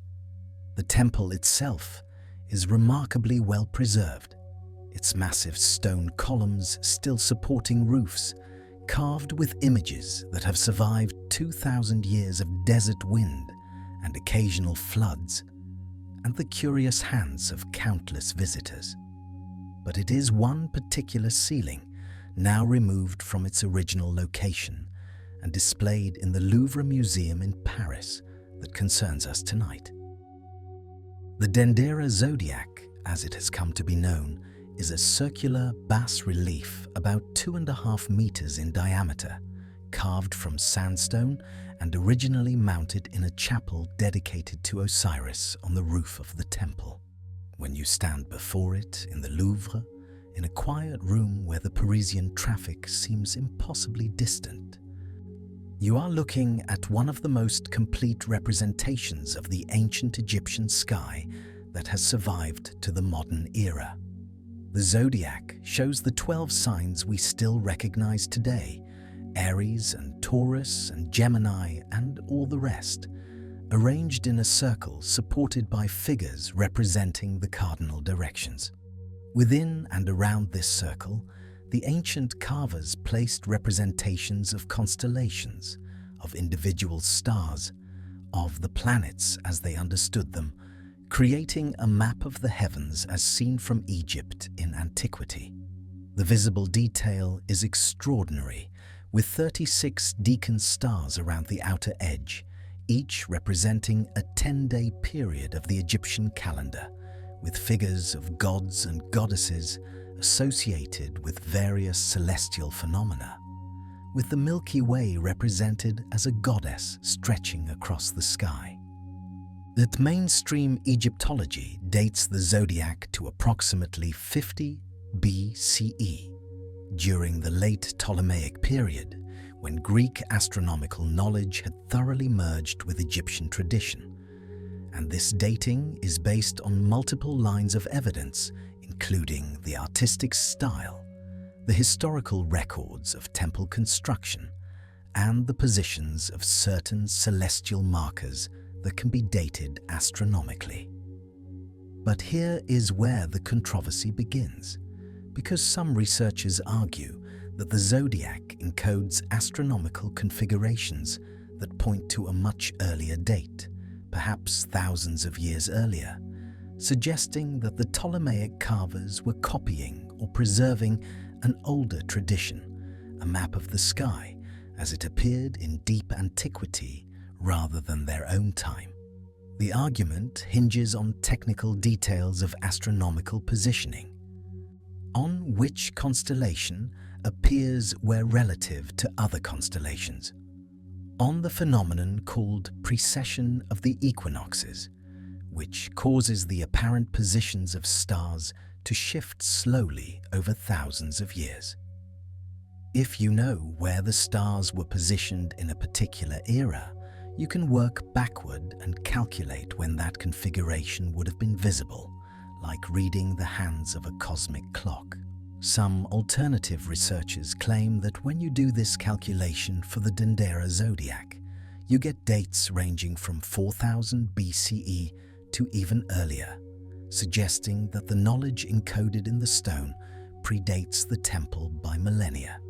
Mainstream scholars counter that these calculations depend on selective interpretation of which figures represent which celestial bodies, that the zodiac was never intended as a precision astronomical instrument, that it is a religious and calendrical artifact whose apparent astronomical accuracy is coincidental or represents the sky of its own time period. The debate itself is fascinating because it illustrates a deeper problem with interpreting ancient astronomical artifacts. The same image can be read different ways depending on your assumptions. If you assume the ancients were primitive and could only record their contemporary sky, you will interpret the zodiac one way. If you assume they were preserving older knowledge, possibly inherited from earlier civilizations, you will interpret it differently. The stone itself cannot tell us which interpretation is correct. It simply waits, as it has waited for 2000 years, holding its pattern of gods and stars and zodiac signs, patient and silent, equally compatible with multiple explanations. What we can say with certainty is that the Dendera Zodiac demonstrates sophisticated astronomical awareness.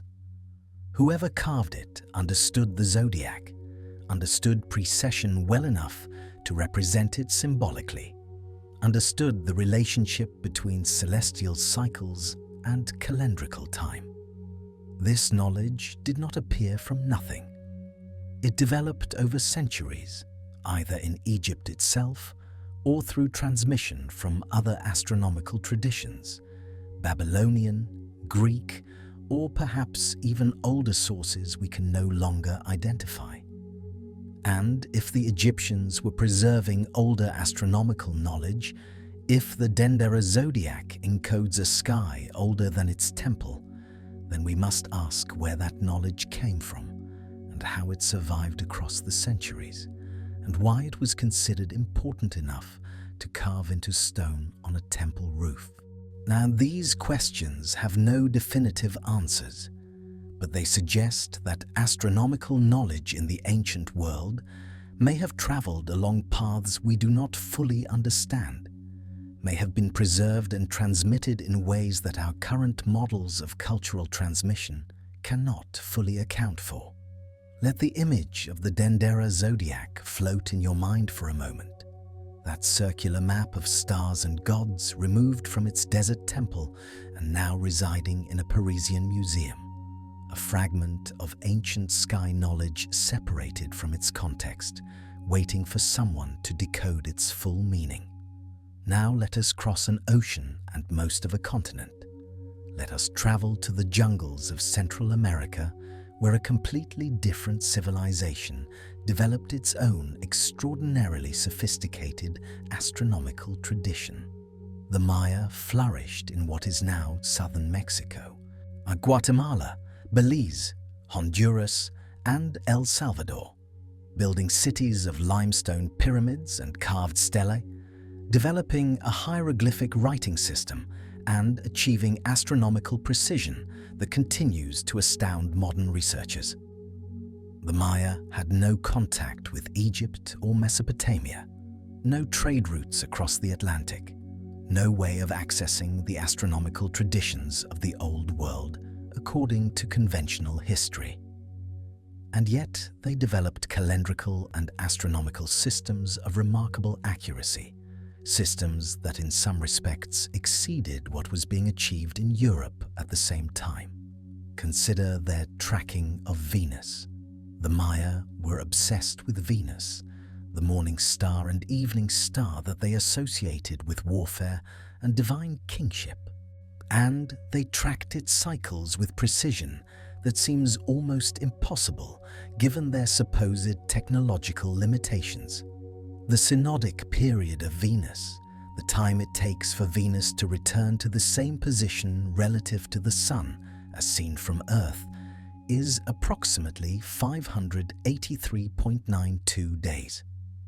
The Maya calculated this period as 584 days, an error of less than 2 hours over a complete cycle. Over the course of 5 Venus cycles, which equals 8 solar years, their accumulated error was minimal.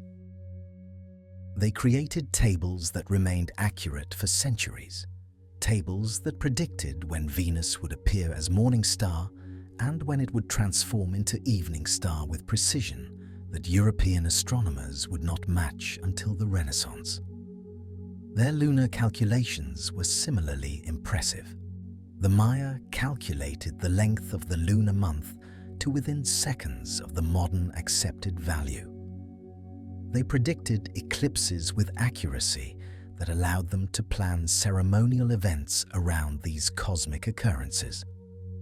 They developed a base 20 numerical system that included the concept of 0 centuries before this mathematical concept appeared in most other cultures. And they created the long count calendar, a system for tracking time across enormous spans, cycles within cycles within cycles, reaching back to a mythological creation date in 3114 BCE and extending forward into a future so distant that the numbers become almost incomprehensible. The long count tracks days in units of increasing size, the kin representing a single day, the Wainal representing 20 days, the Tun representing 360 days, the Katun representing 7,200 days, and the Baktun representing 144,000 days, or approximately 394 years. But above the Baktun are even larger units, the Piktun and the Kalabtun, and the Kinchiltun and the Alautun, tracking time spans of millions and billions of years, timescales that seem disconnected from any practical calendrical purpose, as if the Maya were thinking in geological or cosmic time rather than human time. Why would a civilization develop a calendar capable of tracking billions of years? What purpose could such enormous time spans serve for people whose individual lives lasted perhaps 50 years, whose dynasties lasted perhaps a few centuries? The mainstream explanation is religious and cosmological, that the Maya conceived of time as cyclical and sacred, that tracking enormous spans was a way of connecting human events to cosmic patterns, of placing their civilization within the grand sweep of creation. This explanation is probably correct as far as it goes, but it does not fully address the precision. Religious symbolism does not require astronomical accuracy. You can believe in sacred time cycles without calculating Venus periods to within 2 hours. The precision suggests something more than abstract cosmology. It suggests genuine astronomical knowledge, detailed empirical observation accumulated over generations, or perhaps something inherited from elsewhere. The Dresden Codex, one of only 4 surviving Maya books that escaped the Spanish destruction of indigenous documents, contains page after page of astronomical tables. Venus tables predicting the planet's appearances and disappearances for centuries in advance. Lunar tables tracking the moon's phases and eclipses. Are Mars tables that some researchers believe show understanding of that planet's more complex cycle. The Codex is a working astronomical manual, not a religious text in the conventional sense, but a practical tool for calculating celestial positions and predicting astronomical events. When you examine the Dresden Codex, when you see the rows of bar and dot numerals stretching across the pages, representing calculations that remain accurate even today, you are looking at evidence of scientific thinking, of empirical observation, of mathematical modeling of natural phenomena. The Maya were doing astronomy in the modern sense of the word, using observation and mathematics to predict future events, testing their predictions against reality, refining their models when predictions proved inaccurate. How did they achieve this? The conventional answer is time. Generations of patient observation, careful recording of celestial events, gradual refinement of calculations over centuries. This answer is plausible. Humans are capable of extraordinary patience when motivated by religious or practical necessity. But the answer raises its own questions. The Maya Classic period, when most of the great cities and monuments were built, lasted from approximately 250 CE to 900 CE. That is 6.5 centuries, long enough for considerable astronomical tradition to develop. But the codices suggest knowledge that seems to predate this period. Knowledge that appears fully formed in the earliest inscriptions we can read. Either the Maya developed their astronomical systems with remarkable speed, or they inherited foundations from earlier Mesoamerican cultures we know less about, or the knowledge came from somewhere else entirely.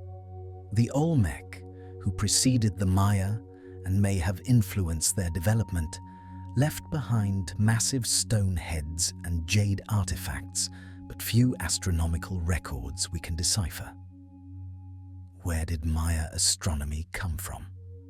The question remains open, another puzzle in the global pattern of ancient astronomical knowledge that seems too precise, too consistent, too sophisticated for the technological and social contexts in which it appeared. Let your mind hold this image of Maya astronomers working by torchlight in their limestone cities, tracking Venus across the tropical sky, recording observations in bark paper books that would mostly be destroyed by Spanish priests who saw them as works of the devil, preserving knowledge that would survive only in fragments, in 4 precious codices that somehow escaped the flames, in stone inscriptions that still stand in the jungle, slowly being reclaimed by roots and vines. Now let us shift our attention to the Mediterranean, to a discovery that fundamentally changed how we understand ancient technological capability. In the year 1900, sponge divers working off the coast of the tiny Greek island of Antikythera discovered a shipwreck dating to approximately 100 BCE. The wreckage of a Roman vessel carrying Greek treasures, probably destined for Rome, that sank in a storm 2,000 years ago. Among the bronze statues and marble sculptures and amphorae of wine, the divers brought up a corroded lump of bronze that seemed at first to be just another encrusted artifact, undistinguishable from countless other objects degraded by 2 millennia of saltwater immersion. But when archaeologists began to examine this lump, when they X-rayed it and carefully separated its layers, they discovered something that should not exist according to our conventional understanding of ancient technology. Inside the corroded mass was a mechanism of extraordinary complexity, a device containing at least 30 interlocking bronze gears of varying sizes, with teeth cut with precision that rivals modern manufacturing, arranged in a configuration that could calculate astronomical positions with accuracy that would not be matched in Europe until the 14th century at the earliest.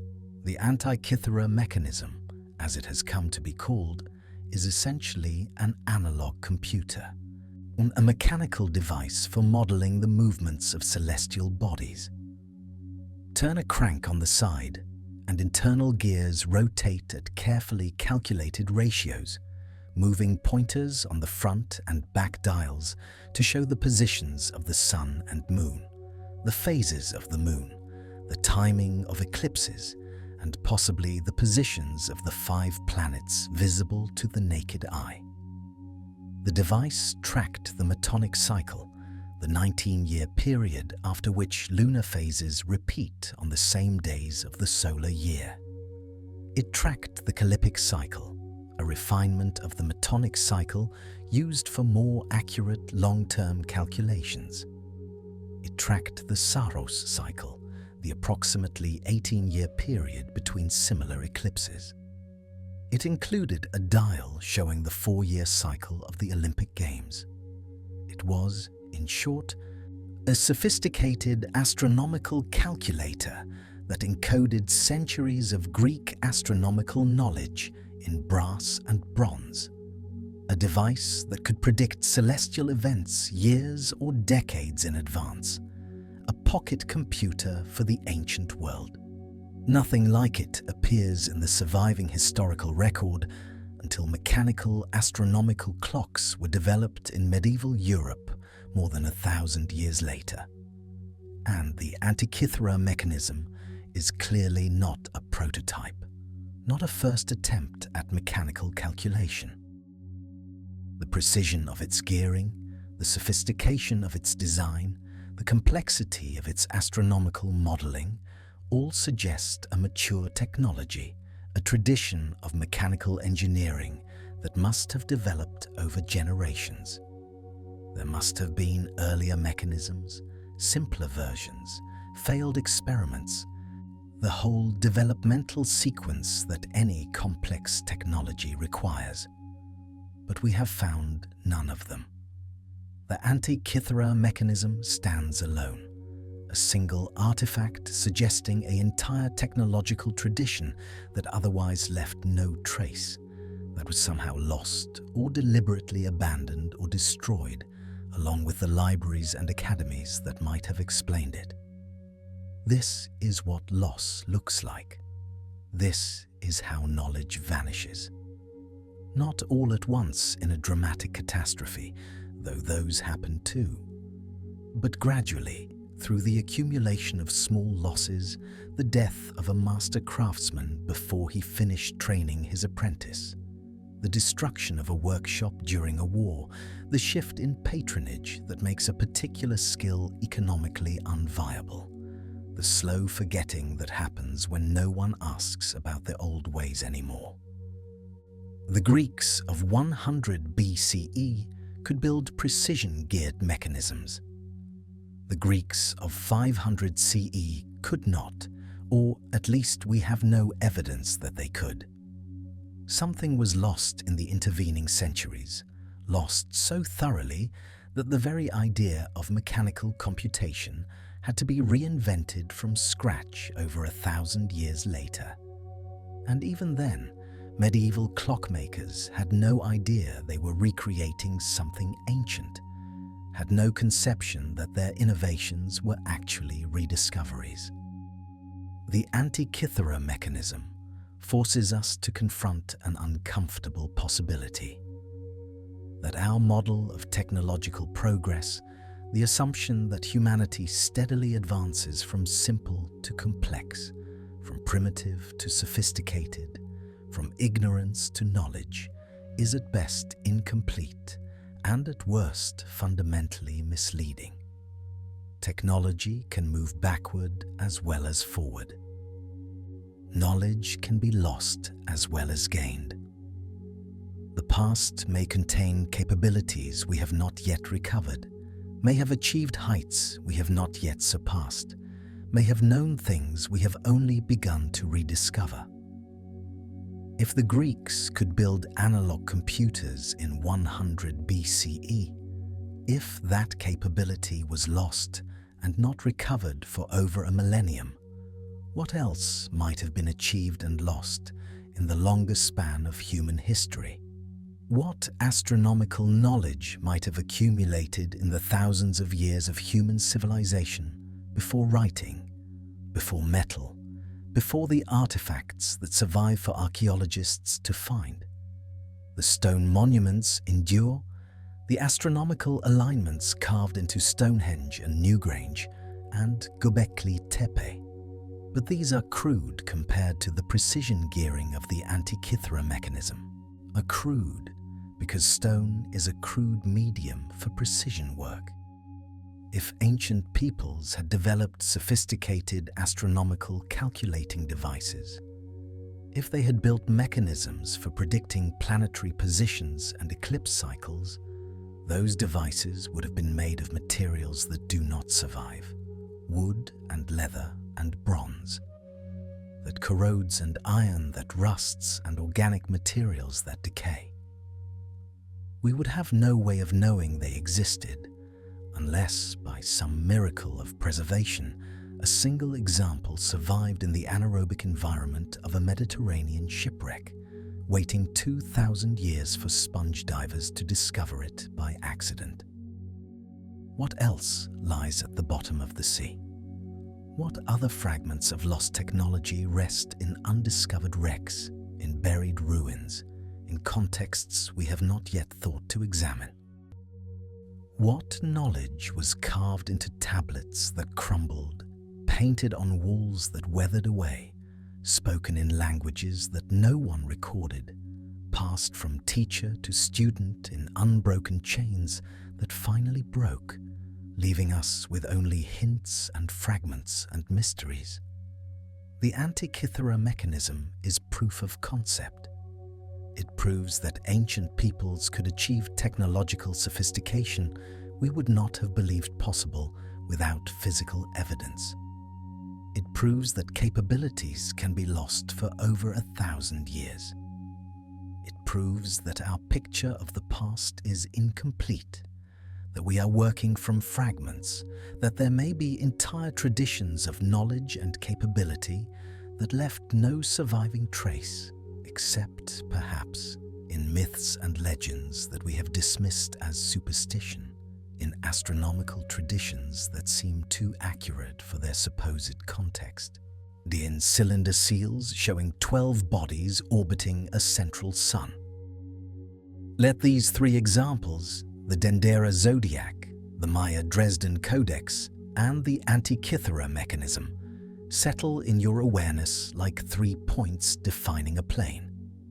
3 different cultures, 3 different continents, 3 different millennia: Egyptian, Mesoamerican, Greek, all demonstrating astronomical sophistication that challenges our assumptions about ancient capability, all raising questions about where knowledge comes from and how it travels, and why it sometimes appears more fully formed than gradual development would suggest. Are these 3 cases connected? Did astronomical knowledge travel between cultures through routes we cannot trace? Or did human beings independently develop similar capabilities in different times and places, not the way different cultures independently invented agriculture and writing and metallurgy? Both possibilities are remarkable. If connected, we need a model of cultural transmission that spans oceans and millennia. If independent, we need to accept that astronomical sophistication is somehow natural to human beings, that given enough time and motivation, we inevitably develop precise understanding of celestial cycles. Either way, our picture of ancient astronomy needs revision. Either way, The comfortable narrative of linear progress from primitive stargazing to modern astrophysics is too simple. Either way, the ancients knew more than we have given them credit for, tracked more than we thought they could track, calculated with precision we thought impossible without modern instruments. And if they knew more than we thought about the visible heavens, is it possible they also knew about the invisible ones? Is it possible that somewhere in the fragmentary records that survived, in the clay tablets and stone carvings and painted codices, there is evidence of knowledge we have not yet recognized? Knowledge of planets beyond naked eye visibility? Knowledge of a 12-body solar system? Knowledge inherited from sources we can no longer identify, preserved in formats we have not yet learned to decode? Let your breathing slow. Let these questions drift like clouds across the sky of your awareness, changing shape as they move, never quite resolving into definite forms. You do not need to answer them tonight. You do not need to decide what the Dendera Zodiac means, or where Maya astronomy came from, or what other mechanisms lie undiscovered in the depths. Let the questions exist. Let the mysteries remain mysterious. Let the ancient astronomers rest in their scattered graves, their knowledge partly preserved and partly lost, their legacy waiting for someone curious enough to keep looking, patient enough to keep asking, humble enough to admit that we do not yet know everything there is to know about what they knew. Fragile knowledge.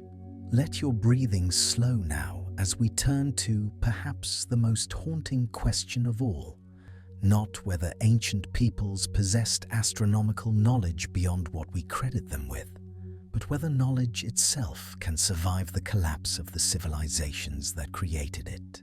Picture yourself standing in Alexandria, Egypt, not the modern city with its traffic and apartment blocks, but the ancient metropolis at its height, perhaps around 48 BCE, when Julius Caesar's forces accidentally set fire to the harbor and the flames spread to the greatest repository of knowledge the ancient world had ever assembled. The Library of Alexandria was not merely a building, it was an idea made manifest, the dream that all human knowledge could be gathered in one place, organized, preserved, made available to scholars from across the known world.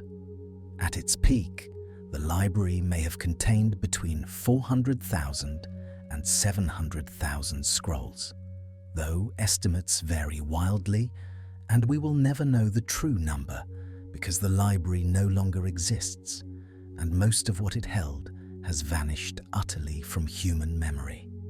Think about what those scrolls contain. The complete works of Greek dramatists, whose plays we know only through fragments or titles mentioned by other authors. Scientific treatises that might have accelerated human understanding by centuries had they survived. Historical accounts of civilizations we now know only through archaeological inference. Mathematical proofs, astronomical observations, medical knowledge, philosophical arguments, poetry, correspondence, the accumulated intellectual output of centuries of Mediterranean civilization, all written on papyrus, all vulnerable to fire and water and time and human destructiveness. We have the works of Sophocles, 7 complete plays, but ancient sources tell us he wrote over 120. We have fragments of Sappho's poetry, perhaps 5% of what she composed. Enough to know she was considered one of the greatest poets of antiquity, not enough to truly understand why. The library held complete editions of works we can now only imagine. And Alexandria was not destroyed in a single dramatic conflagration, despite what popular imagination suggests. The library declined gradually over centuries through a combination of fires, political neglect, religious transformation, and the simple decay of materials that were never meant to last forever. The final destruction, whenever it occurred, was merely the end of a long diminishment, the last scrolls crumbling or burning or being repurposed as fuel or packaging, the last scholars dispersing to wherever scholars go when their institutions collapse. What burns when a library burns is not just paper and ink, not just buildings and furniture, but the thoughts of the dead, the accumulated wisdom of generations, the answers to questions we no longer know how to ask because we have forgotten the questions themselves were ever posed. Now multiply this loss across history. In 1258 CE, the Mongol army of Hulagu Khan sacked Baghdad and destroyed the House of Wisdom, the great Islamic center of learning that had preserved and extended Greek and Persian knowledge during Europe's medieval period. Contemporary accounts describe the Tigris River running black with ink from the manuscripts thrown into its waters. So many books destroyed that a person could supposedly walk across the river on their spines.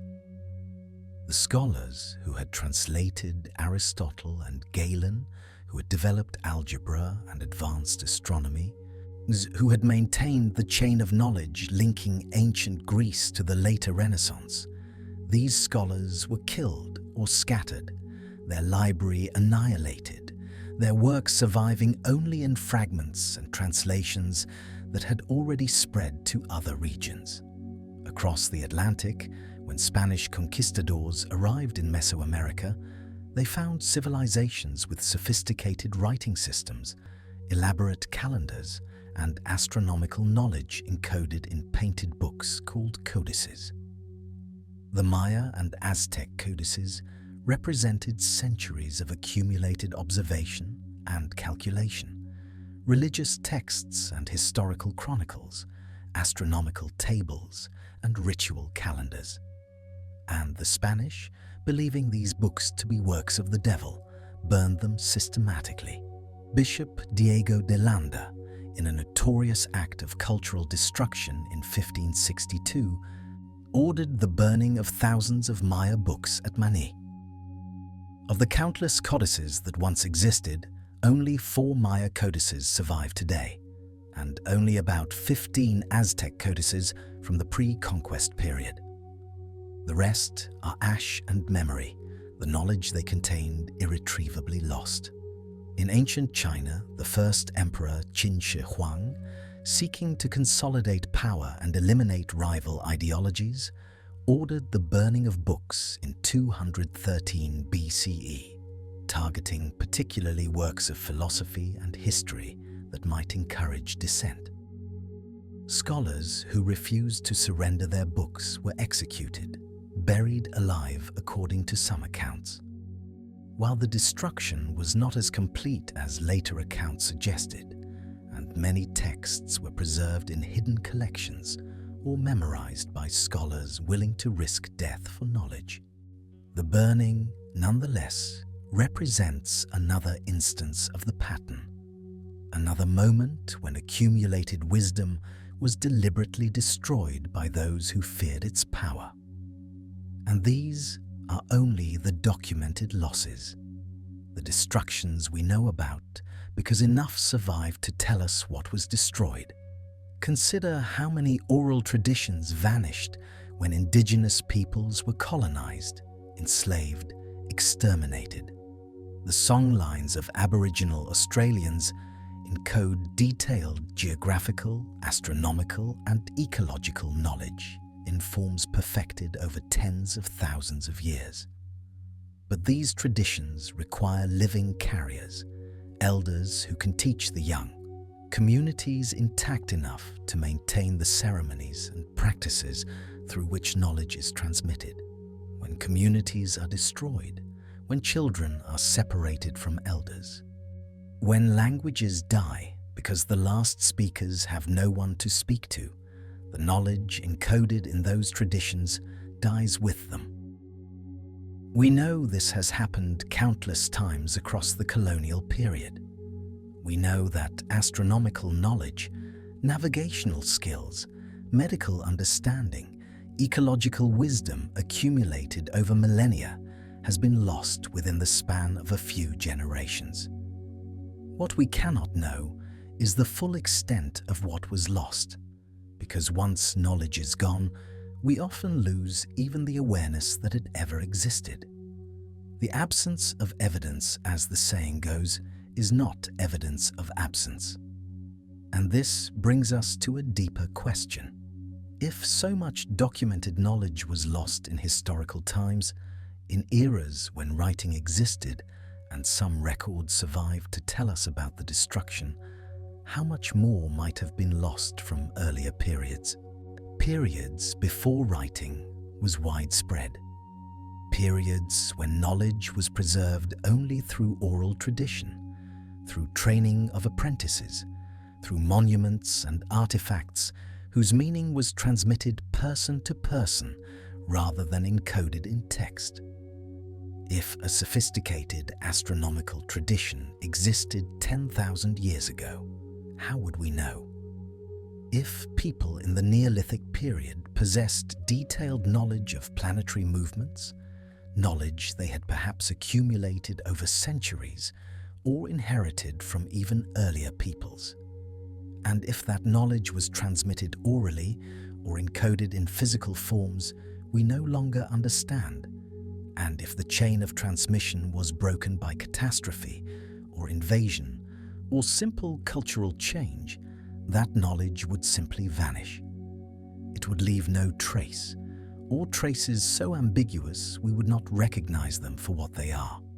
This is the context in which we must consider the Sumerian astronomical texts, the cylinder seals that mold apine tablets.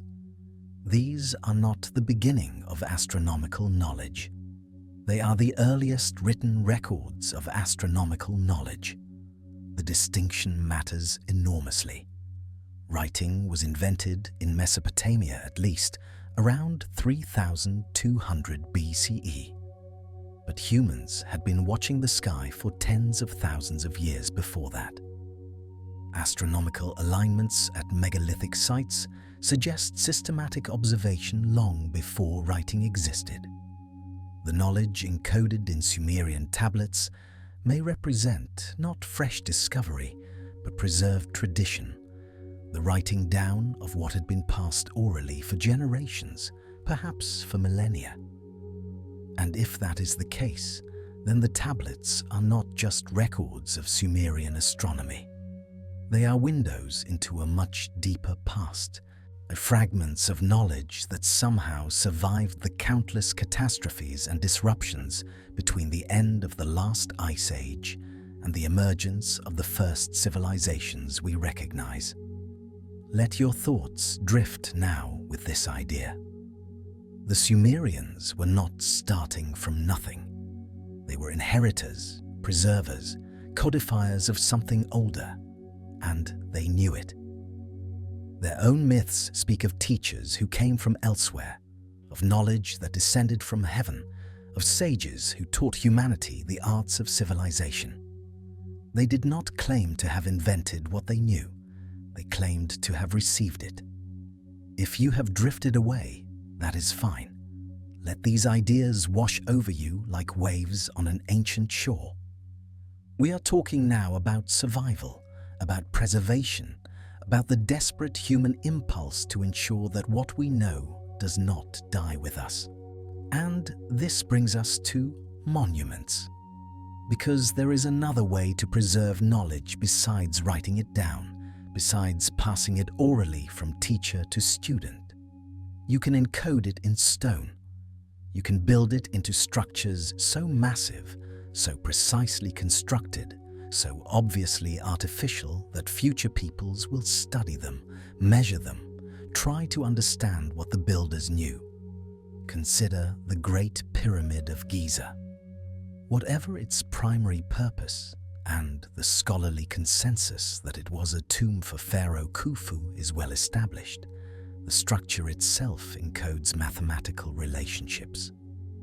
The ratio of its perimeter to its height approximates pi multiplied by 2, though scholars debate whether this was intentional or emerged naturally from the construction method. Its sides align to the cardinal directions with extraordinary precision, better than most modern buildings achieve. The internal chambers and passages show evidence of sophisticated engineering and astronomical orientation. Even if every specific claim about encoded mathematical constants were wrong, the pyramid itself preserves knowledge.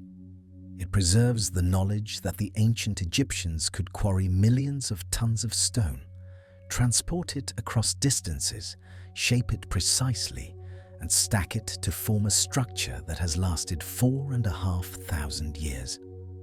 That knowledge is embodied in the structure itself. Anyone who studies it learns something about ancient Egyptian capabilities, ancient Egyptian organization, ancient Egyptian understanding of engineering and geometry.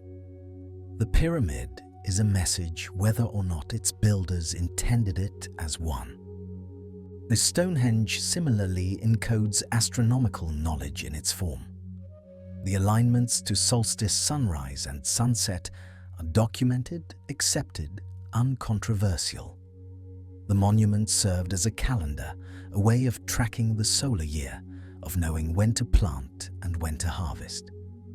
But it may encode more: the arrangement of stones, the distances between them, the angles and arcs. These have been analyzed for mathematical and astronomical relationships with varying degrees of scholarly acceptance. What is certain is that building Stonehenge required extensive knowledge, observation, and organization. The very existence of the monument proves that its builders possessed capabilities we once doubted Neolithic peoples could achieve. Angkor Wat in Cambodia, built in the 12th century CE, has been analyzed for astronomical alignments and mathematical properties. The central tower marks the spring equinox sunrise when observed from specific positions. The dimensions of the temple complex have been interpreted as encoding the cycles of Hindu cosmic time.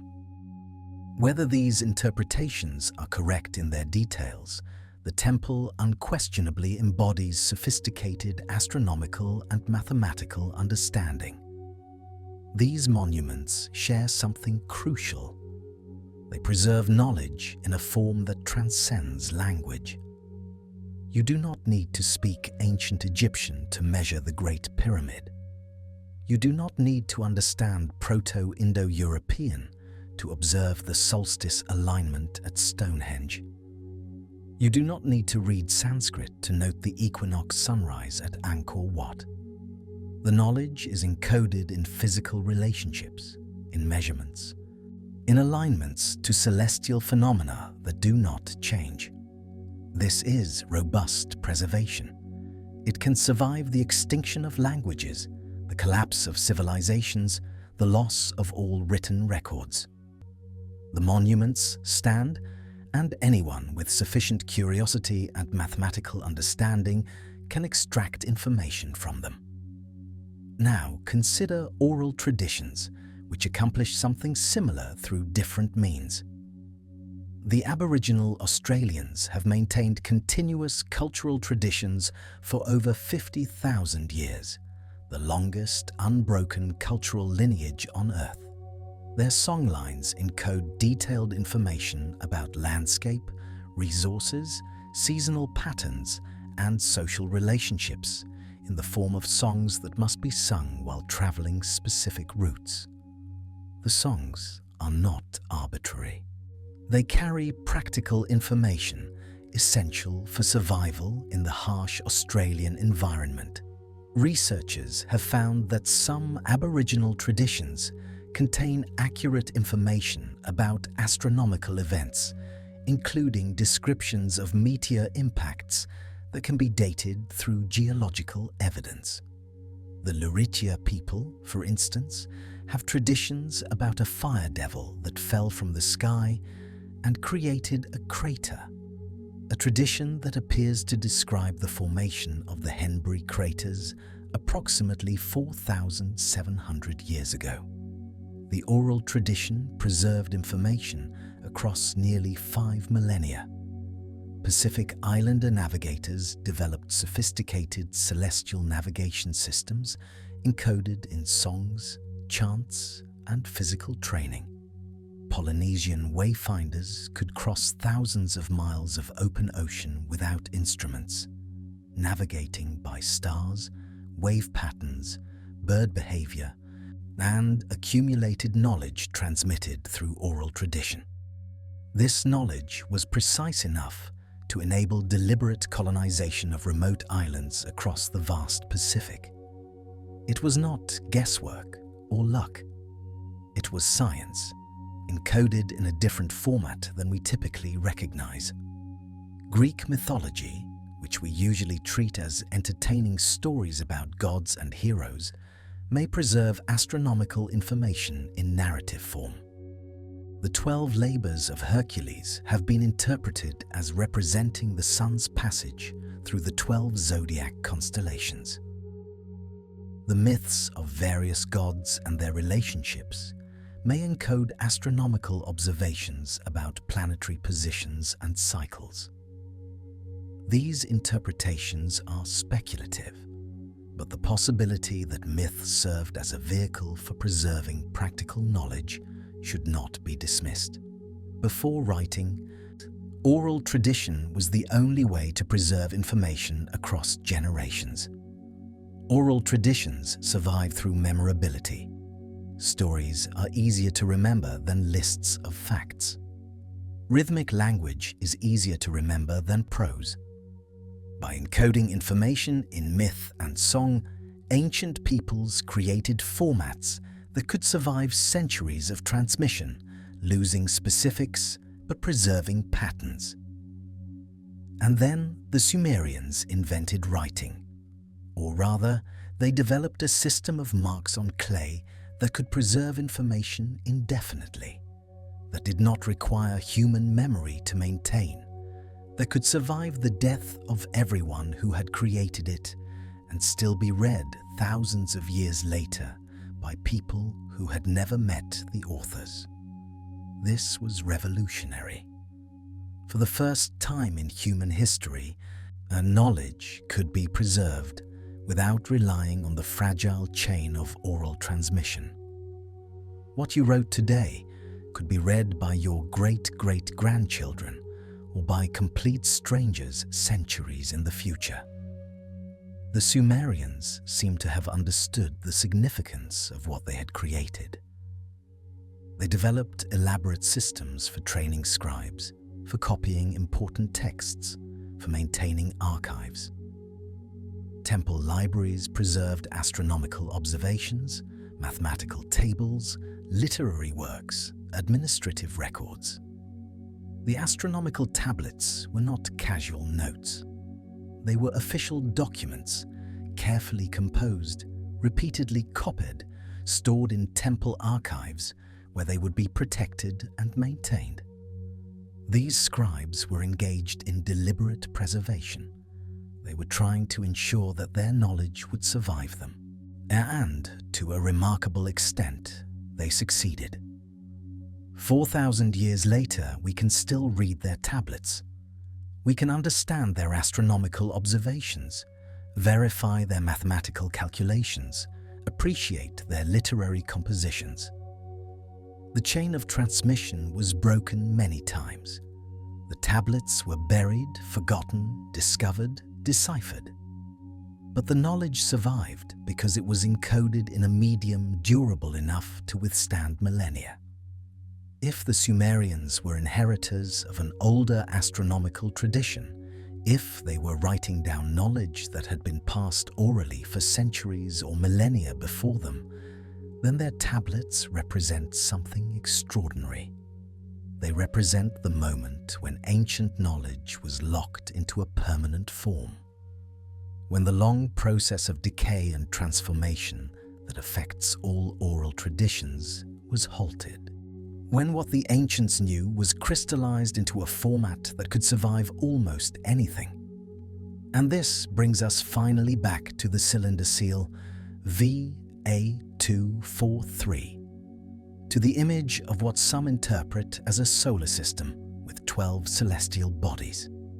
What if this image, whether or not we are interpreting it correctly, represents a similar impulse to preserve?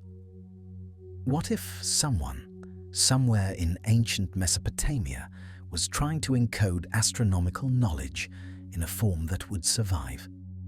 Think about the challenge. You want to preserve information about the solar system for future generations. You do not know what languages they will speak, what cultural frameworks they will use, what level of technological development they will achieve. You cannot assume they will be able to read your writing or understand your symbols. How do you create a message that will still be intelligible thousands of years from now? You use the most universal symbols available, the celestial bodies themselves. You create an image of the sun surrounded by planets. You make the image physical, carving it into stone that will last millennia. You make copies, distributing them widely, increasing the chances that at least one will survive whatever catastrophes may come. And you trust that whoever finds your message, whenever they find it, will recognize what they are looking at, because the solar system itself does not change. The sun still burns. The planets still orbit. The arrangement is the same today as it was 4,000 years ago, as it will be 4,000 years from now. If you create an accurate image of the solar system, it remains accurate forever. This interpretation of VA243 may be completely wrong. The mainstream scholarly consensus is that the image represents something else entirely, a star with decorative elements, a religious symbol without astronomical significance. The scholarly critique of Sitchin's interpretation is extensive and, in many particulars, convincing. We should not accept alternative interpretations simply because they are exciting or because they challenge official narratives. But we should also recognize that the impulse behind the alternative interpretation is sound. Ancient peoples did try to preserve knowledge. They did encode information in physical forms designed to survive. They did create messages intended for future generations. The question is not whether they did this, but what specifically they were trying to preserve and whether we have correctly decoded their messages. The absence of a definitive answer does not mean the question is not worth asking. Perhaps VA243 is exactly what mainstream scholars say it is: a cult scene with decorative astronomical elements, no more significant than that. Perhaps the similarity to a solar system diagram is coincidental, a pattern we impose on ambiguous data because we want to find it. This is possible, even probable. But perhaps there is something more. Perhaps encoded in Sumerian cylinder seals and tablets and monuments worldwide, there is astronomical knowledge we have not yet fully understood. Perhaps the ancient peoples who claim to have received their knowledge from teachers who came from elsewhere were telling some version of the truth, even if we do not yet understand what that truth is. Perhaps the cycle of knowledge rising and falling, being preserved and lost, applies to astronomy as much as to anything else. Perhaps we are not the first civilization to know about the outer planets. Perhaps we are rediscovering what was known and forgotten, mapping what was mapped before. These are possibilities, not certainties. They require evidence we do not yet have, interpretation that may never be confirmed. But they remind us that knowledge is fragile, that what we know today could be lost tomorrow, that the chain of transmission connecting us to our ancestors and to our descendants requires constant maintenance. What are we preserving? What knowledge are we encoding in forms designed to survive catastrophe? What monuments are we building that will still stand in 4,000 years, still communicating what we knew, still inviting future peoples to measure and study and understand? These are not idle questions. They are urgent questions, questions the Sumerians answered by inventing writing, questions the Egyptians answered by building pyramids, questions every culture that has ever existed has tried to answer in its own way. And perhaps the greatest lesson from ancient astronomy is not any specific claim about how many planets the Sumerians knew about. Perhaps the greatest lesson is that preservation matters. That knowledge can be lost, that catastrophes happen and civilizations fall and libraries burn and oral traditions break, and everything we think we know can vanish in a generation if we do not actively, deliberately, persistently work to preserve it. The sky remains constant. The same stars the Sumerians tracked still wheel overhead. The same planets still wander against the fixed background. Whatever we discover about ancient astronomical knowledge, whatever we conclude about cylinder seals and tablets and monuments, the sky itself is the original document. It cannot burn. It cannot be buried. It cannot be destroyed by conquerors or neglected by descendants. It simply exists, waiting to be observed, waiting to be understood, waiting for anyone curious enough to look up and wonder. Let your breathing slow now. Let these thoughts settle like sediment to the bottom of an ancient sea. Whether the 12-planet map is real or imagined, whether ancient peoples knew more than we credit them with, or exactly what mainstream scholarship claims, the questions themselves have value. They remind us to preserve.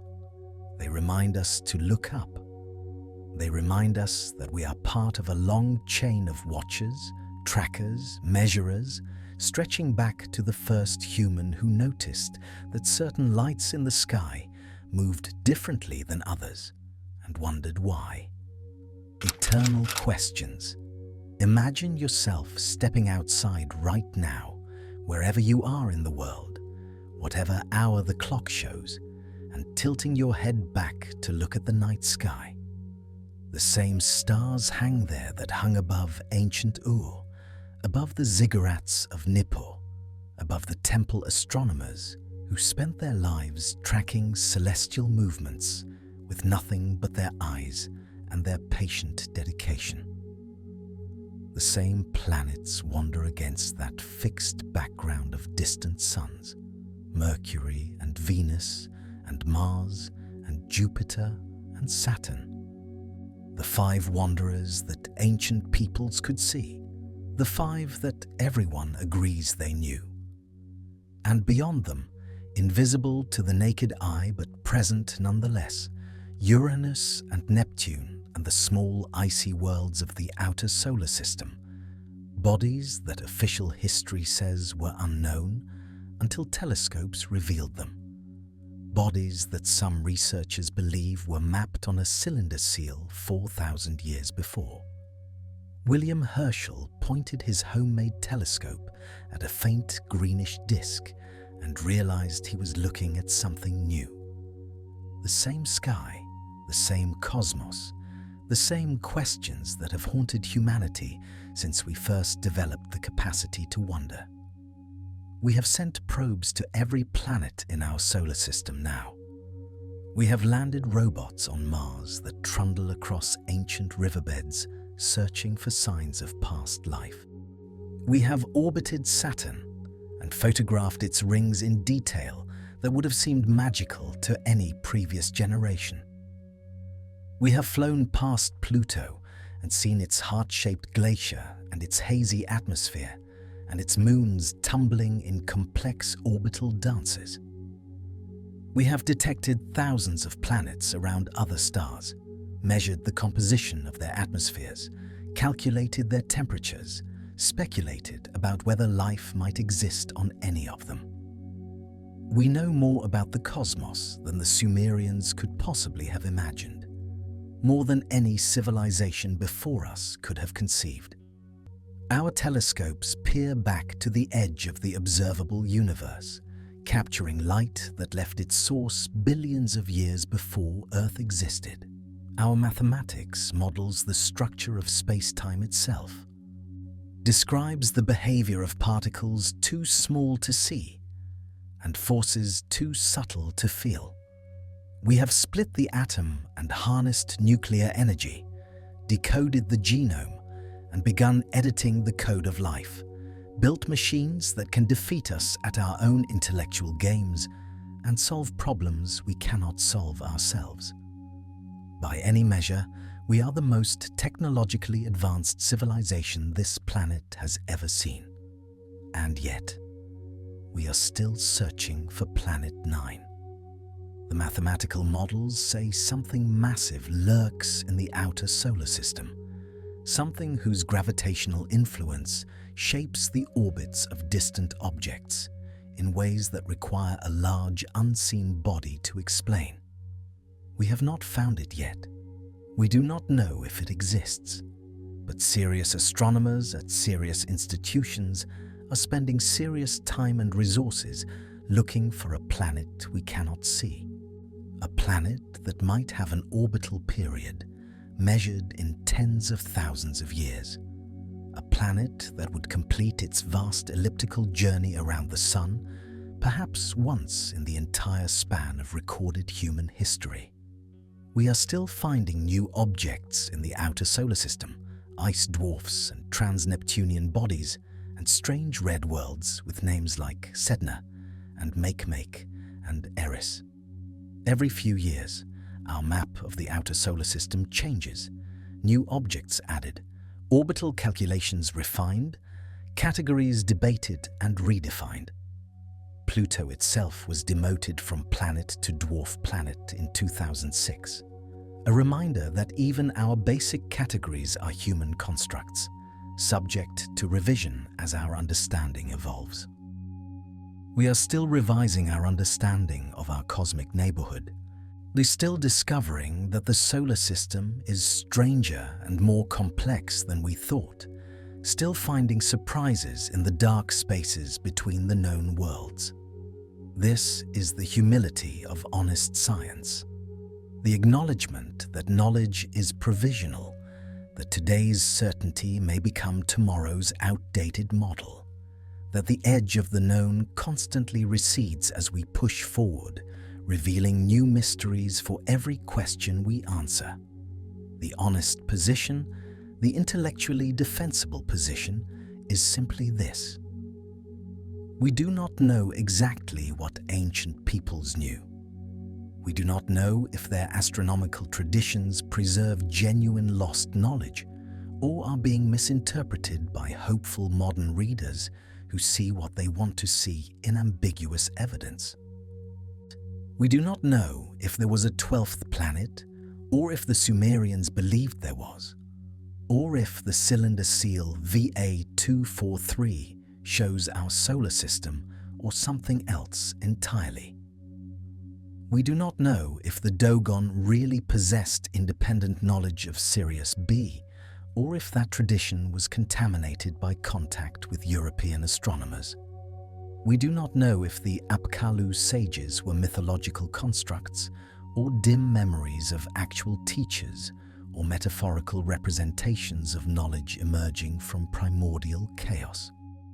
We do not know, and perhaps we cannot know with certainty at this distance in time with these fragmentary records, through these filters of translation and interpretation and cultural assumption. What we know, what seems undeniable, is that they looked up at the same sky. The same stars wheeled overhead in ancient Mesopotamia that wheel overhead tonight. The same planets traced their wandering paths against the fixed background. The same moon waxed and waned, the same sun rose and set, the same cosmic rhythms governed their world as govern ours. They asked similar questions. Where did we come from? What is our place in this vast cosmos? Are we alone? What do these lights in the sky mean? How can we predict their movements, understand their patterns, use them to mark the seasons and guide our planting and sailing and ceremonies? They devoted enormous effort to finding answers, effort that seems disproportionate to mere practical need, effort that suggests something deeper, a genuine hunger to understand, a refusal to accept ignorance as permanent, a belief that the cosmos was knowable and worth knowing. And they tried to preserve what they learned. They carved it in stone and pressed it in clay and encoded it in stories that could be passed from generation to generation. They built monuments aligned to celestial events, structures that would mark solstices and equinoxes long after the builders were dust. They created priesthoods dedicated to watching the sky, scribal schools to train the next generation of watchers, libraries to store the accumulated observations of centuries. They understood, perhaps better than we do in our ephemeral digital age, that knowledge is fragile, that it can be lost, that preservation requires effort and intention and physical media that can survive catastrophe.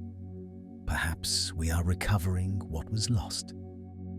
Perhaps the questions we ask about ancient astronomy, the anomalies we notice, the puzzles that refuse to resolve into comfortable explanations are hints of knowledge that once existed more fully, knowledge that survived only in fragments, in mysterious cylinder seals and ambiguous texts and traditions whose original meaning has been obscured by time. Perhaps the Sumerians really did know things we think they could not have known, and we are slowly, painfully, piece by piece, rediscovering what they understood. Perhaps knowledge rises and falls like civilizations themselves. Perhaps understanding waxes and wanes like the moon. Perhaps we are not at the pinnacle of a steady climb, but somewhere on a cycle that has peaks and valleys, periods of knowing and periods of forgetting, ages of light and ages of darkness through which only fragments survive. Or perhaps not. Perhaps the alternative interpretations are wrong. As Sitchin mistranslated, the Dogon were contaminated. The anomalies are coincidences or misunderstandings or wishful thinking. Perhaps ancient peoples knew exactly what the mainstream says they knew, no more and no less, and our desire for mystery leads us to see patterns that are not there. Perhaps the cylinder seal is just a religious scene with decorative elements. The tablets record only what patient naked eye observation could reveal. The myths are metaphors rather than memories. Perhaps, and this possibility must be held alongside all the others, we are simply wrong about the ancient world knowing more than we think, and the comfortable mainstream narrative is correct. The cylinder seal waits in its case in Berlin, behind glass, in controlled temperature and humidity, preserved for future generations, who may understand it better than we do, or may remain as puzzled as we are. The tablets wait in their museum storage, thousands of them still untranslated, thousands more still buried in tells across Iraq and Syria and Iran, waiting for archaeologists who may never come, for funding that may never materialize, for peace that may never arrive in those troubled lands. The astronomical texts wait in their academic editions, translated and debated and argued over by scholars who disagree about what the ancient words meant, what the ancient sky watchers knew, what we can legitimately conclude from evidence this old and this fragmentary, and the stars wheel overhead, as they have for billions of years, as they will for billions more, utterly indifferent to human interpretation. The cosmos does not care what we think it is. The planets do not care whether we count them correctly. The hypothetical Planet 9, if it exists, continues its vast slow orbit whether or not we ever find it, whether or not ancient peoples knew of it, whether or not the truth ever becomes clear to anyone. We are the ones who care. We are the ones who need to know. We are the ones who look up at the night sky and feel something, wonder or fear or connection or loneliness, something that drives us to count and measure and track and record and preserve. Whatever the truth about ancient astronomy, whatever the Sumerians knew or did not know, one thing seems certain: they cared about the sky. They devoted enormous resources of time and labor and expertise to understanding it. They created specialized priesthoods and built specialized structures and invented writing itself, partly to record what they observed. They believed, as we believe, that the cosmos was worth understanding, that the effort of observation and calculation and preservation was justified, that knowledge of the heavens mattered. And in this, we are their descendants. Not literally, perhaps, not genetically in most cases, but spiritually, intellectually, in the continuity of human curiosity that stretches from the first person who looked up and wondered what those lights were to the astronomers today, who point the James Webb Space Telescope at distant galaxies and wonder what they will find. Every astronomer peering through a telescope continues the work. Every space probe venturing into darkness carries forward the impulse. Every child lying on their back watching stars and asking questions joins a chain of inquiry that stretches back beyond recorded history, beyond writing, beyond civilization itself, to the first awakening of wonder in a human mind. The map of 12 planets may be literal or symbolic, accurate or mistaken, genuine ancient knowledge or modern misinterpretation. The debates will continue. New evidence may emerge. Scholarly consensus may shift in one direction or another.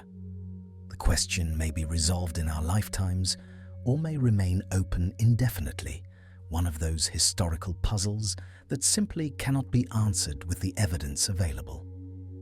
But the impulse behind it, the drive to know, to understand, to map our place in the cosmos, that is eternal. That survives every collapse of civilization, every dark age, every burning of libraries and destruction of monuments. As long as humans exist and look up at the night sky and wonder, that impulse lives. Let your breathing slow now. Let the questions drift like clouds across the moon, present but not demanding, there but not urgent.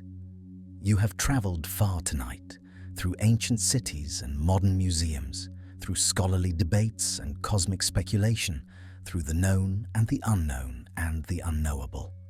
The journey does not end here. It never ends. Tomorrow night the stars will return, and the questions will return with them, and the long, patient work of understanding will continue as it has continued for millennia, as it will continue for millennia more. Sleep well tonight.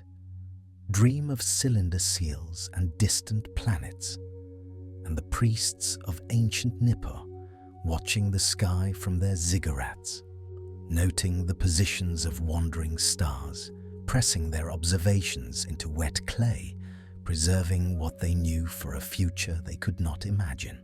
Dream of the continuity that connects their wonder to ours, their questions to ours, their sky to ours. The clay tablets wait in their climate-controlled rooms. The stars wheel overhead in their ancient patterns. And you, descendant of all those watchers, heir to all those questions, you rest now, part of the pattern, part of the cycle, part of the endless human conversation with the cosmos that began before history and will continue after everything we know has become archaeology for future civilizations to puzzle over. The questions will still be there in the morning. They will still be there next year and next century and next millennium. They wait like clay tablets in the desert, patient and silent, for anyone curious enough to ask them, for anyone brave enough to consider that the answers might be stranger than we expect, for anyone humble enough to admit that we do not know, that we may never know, that the mystery is part of the gift. Good night, fellow wanderer. The sky watches over you as it watched over the ancient astronomers, as it will watch over whoever comes after us. The same stars, the same questions, the same wonder. Sleep now, and let the cosmos keep its secrets for another night.